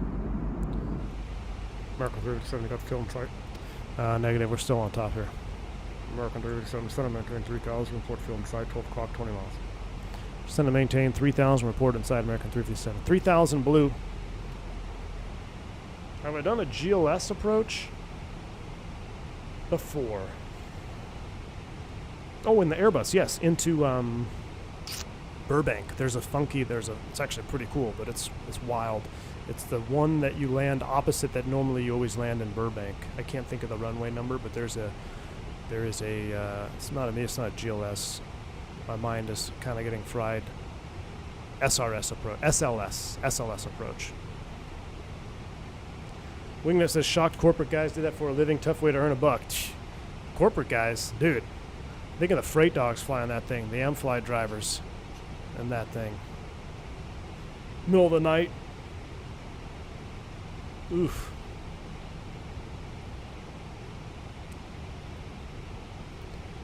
All right, we're slowing to 210. We're inside of that. There's that magic number. Let's go hit the approach push button. Approach. AP2 is armed. I'm going to dial in 180K knots. And we'll go ahead and get the tiller cam online. Oops, I knocked my camera when I was eating. You can see my toes. Let's fix that. Yeah, when I was eating my sushi before the video, I smashed my camera there. That's a little crooked, but that'll work. VFE next, minus 10 flaps 1.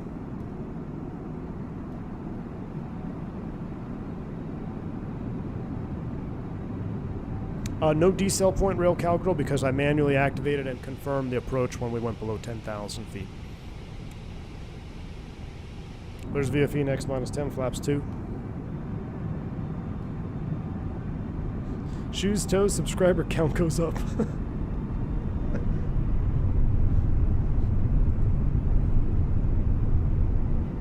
I have my mini FCU running, but I don't have the mini FCU cam. I simply forgot to, it's turned around facing the wall right now. I forgot to set it up. I feel like 3 cameras is a bit excessive, but I don't know, it's kind of fun to have that mini FCU. Lauderdale traffic, American 357, 3,000 feet, 12 miles from 10 left, 180 knots, Lauderdale traffic. Just trying to let them know my speed so the guy behind me doesn't run up the tailpipe. Glide slope blue, Loke is armed, go around out to 3,000 is set. Remind me once we hit the FAF, we'll go recording on. Wingnut forgot his LS push button over there. I fixed it for him.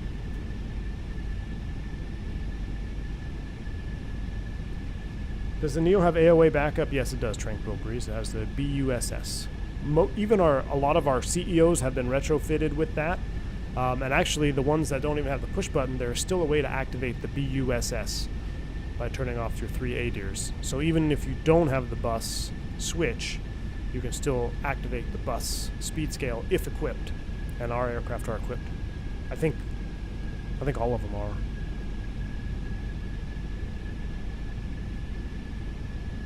Do you feel an advantage having the sim setup? Absolutely, Rex.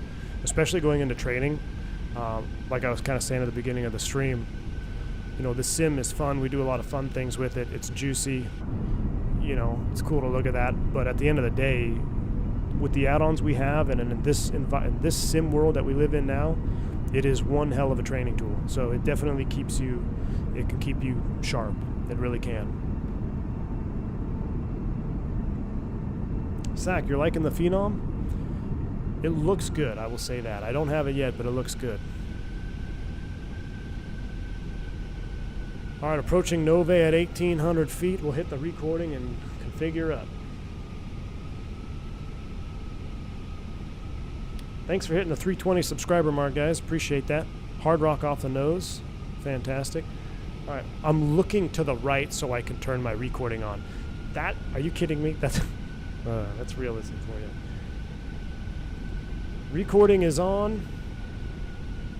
We're approaching Nove. Let's go manage speed. We never watch it from outside. Let's go gear down from outside.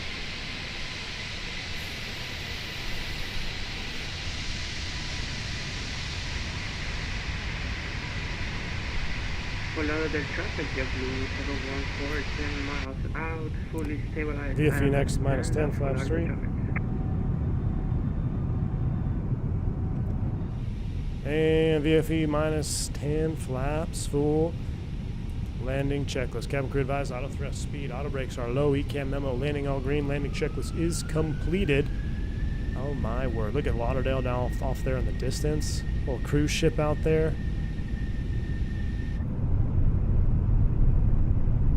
Man, alright.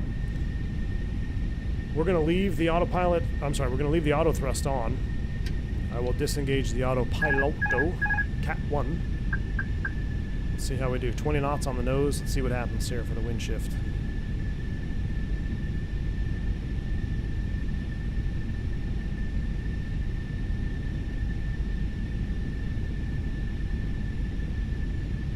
It's a pretty solid 20 knots.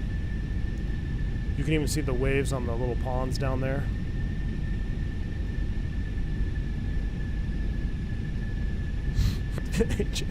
You can almost hear brah. Surf's up, brah.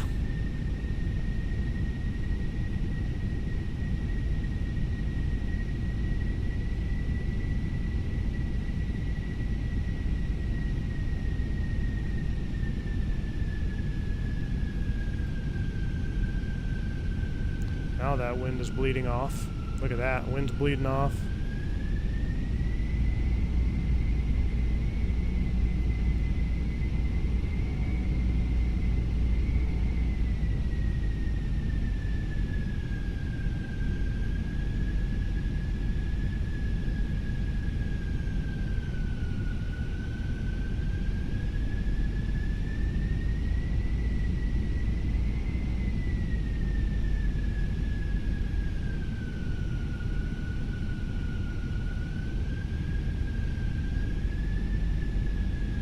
Easy auto thrust. Stop being so jittery over there. 100 above.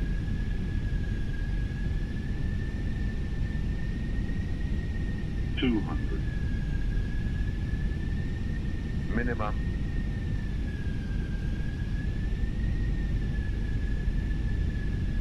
100. 50, 40, 30, 20, retard. A lot of energy. Should I go for the butter? Let's go for the butter. I'm not going to do this on my check ride. Nope, we're not going to butter. Try Too it. slow. Dang. That's what happens when you try to go for the butter. Easy there, nose wheel.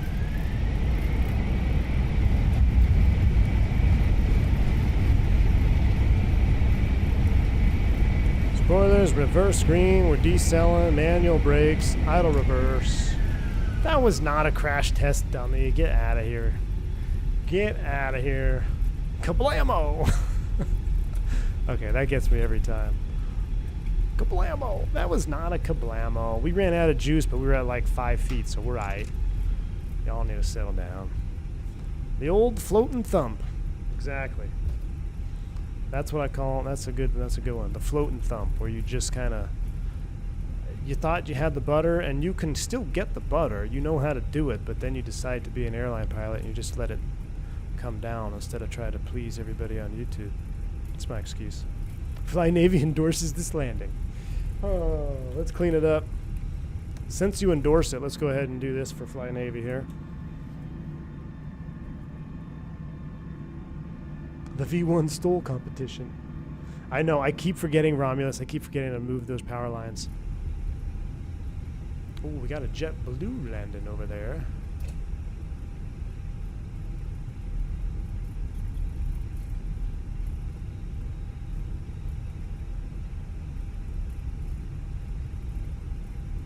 A little bit swirly on the final. A little bit swirly. We're going to leave our lights on. We're going to park it right here at Echo 12. Or what does that say? Echo 10. And we're going to go get ourselves some wings. JetBlue 357 going on. Oh. Oh. Oh, hold on. Forget parking. Gear up, my man. Gear up. Gear up. Positive rate. Gear up. Pitch up, pitch up, pitch up. 3-wire. Epic chemtrails. We'll assess. We'll assess. Let's see how we did. Let's blind everybody with our lights first.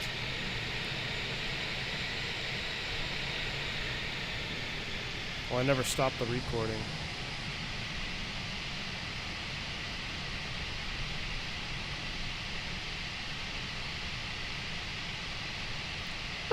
Ooh, that made up for it.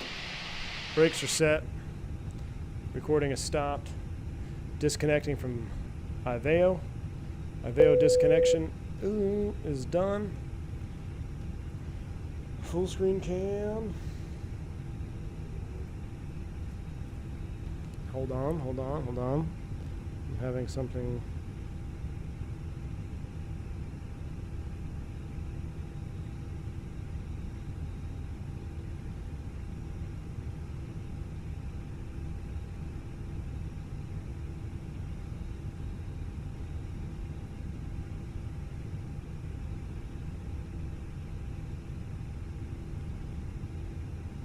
Let's check this replay. I gotta check something. My phone's blowing up.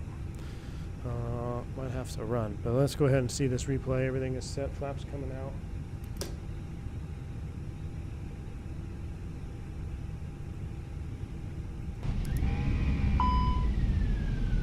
Let's let it load in here for a minute.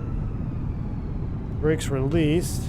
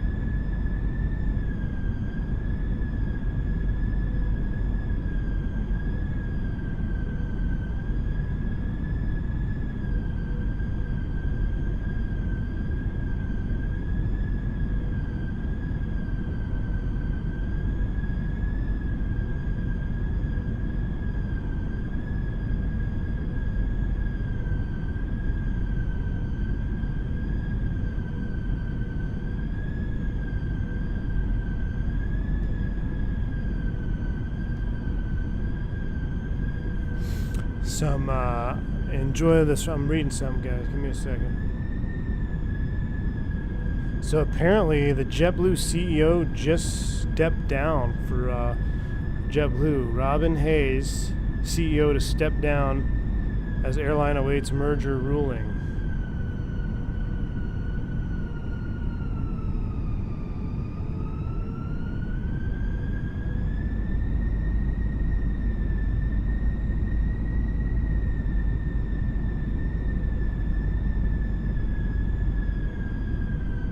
To Johanna, who's a total BIT.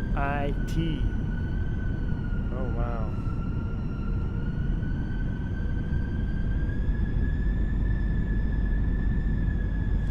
Interesting. All right, there's a Hard Rock in the background. Let's see how we landed here. I think everything should be loaded in. Rip to JetBlue. Yeah, that's interesting. So JetBlue Spirit merger. The CEO has cited a doctor's recommendation to step down. Interesting. Very interesting. 100. Yeah, auto thrust was hard at work, Chase B. I'm gonna give y'all one landing here, one or two, and then I'm out.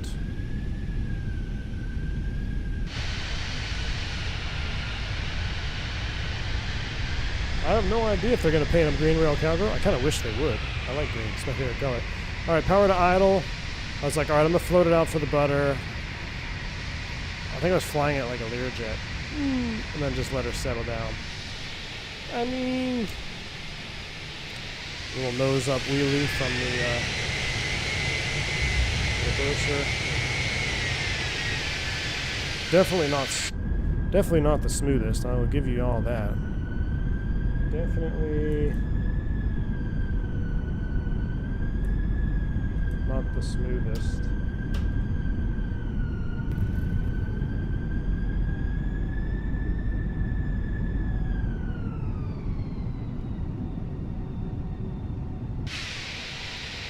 Yeah, she just wanted to coast there at VREF. Flared up too high. Nah. Not the worst one I've had, not the best one, that's for sure. Alright, does the 320 hold the nose off that easily in real life? Always end up popping a wheelie in the Fenix? Not really, Wingnut. It comes down a little bit faster.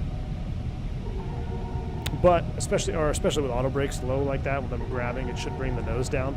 So I was kind of, maybe that's not really simulated, I was kind of anticipating that auto brake to grab the nose.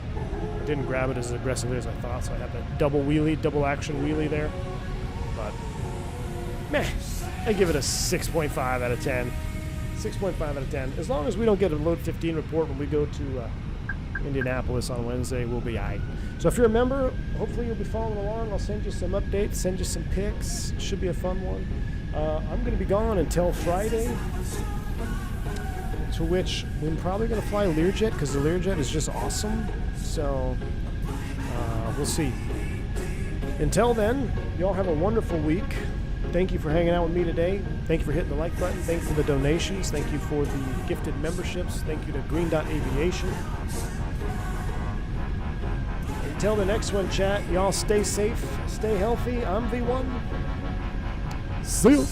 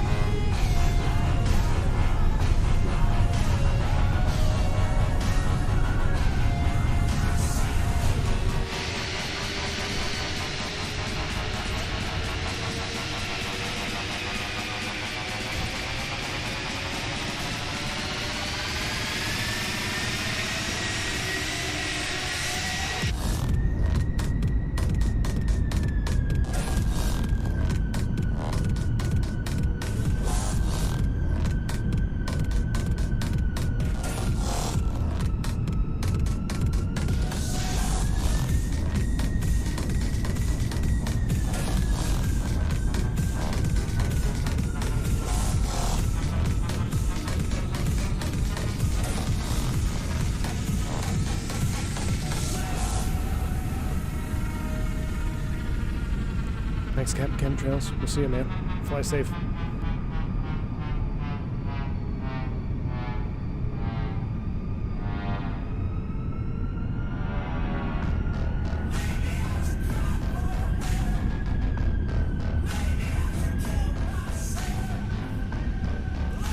One 50, 40, 30, 20, retard.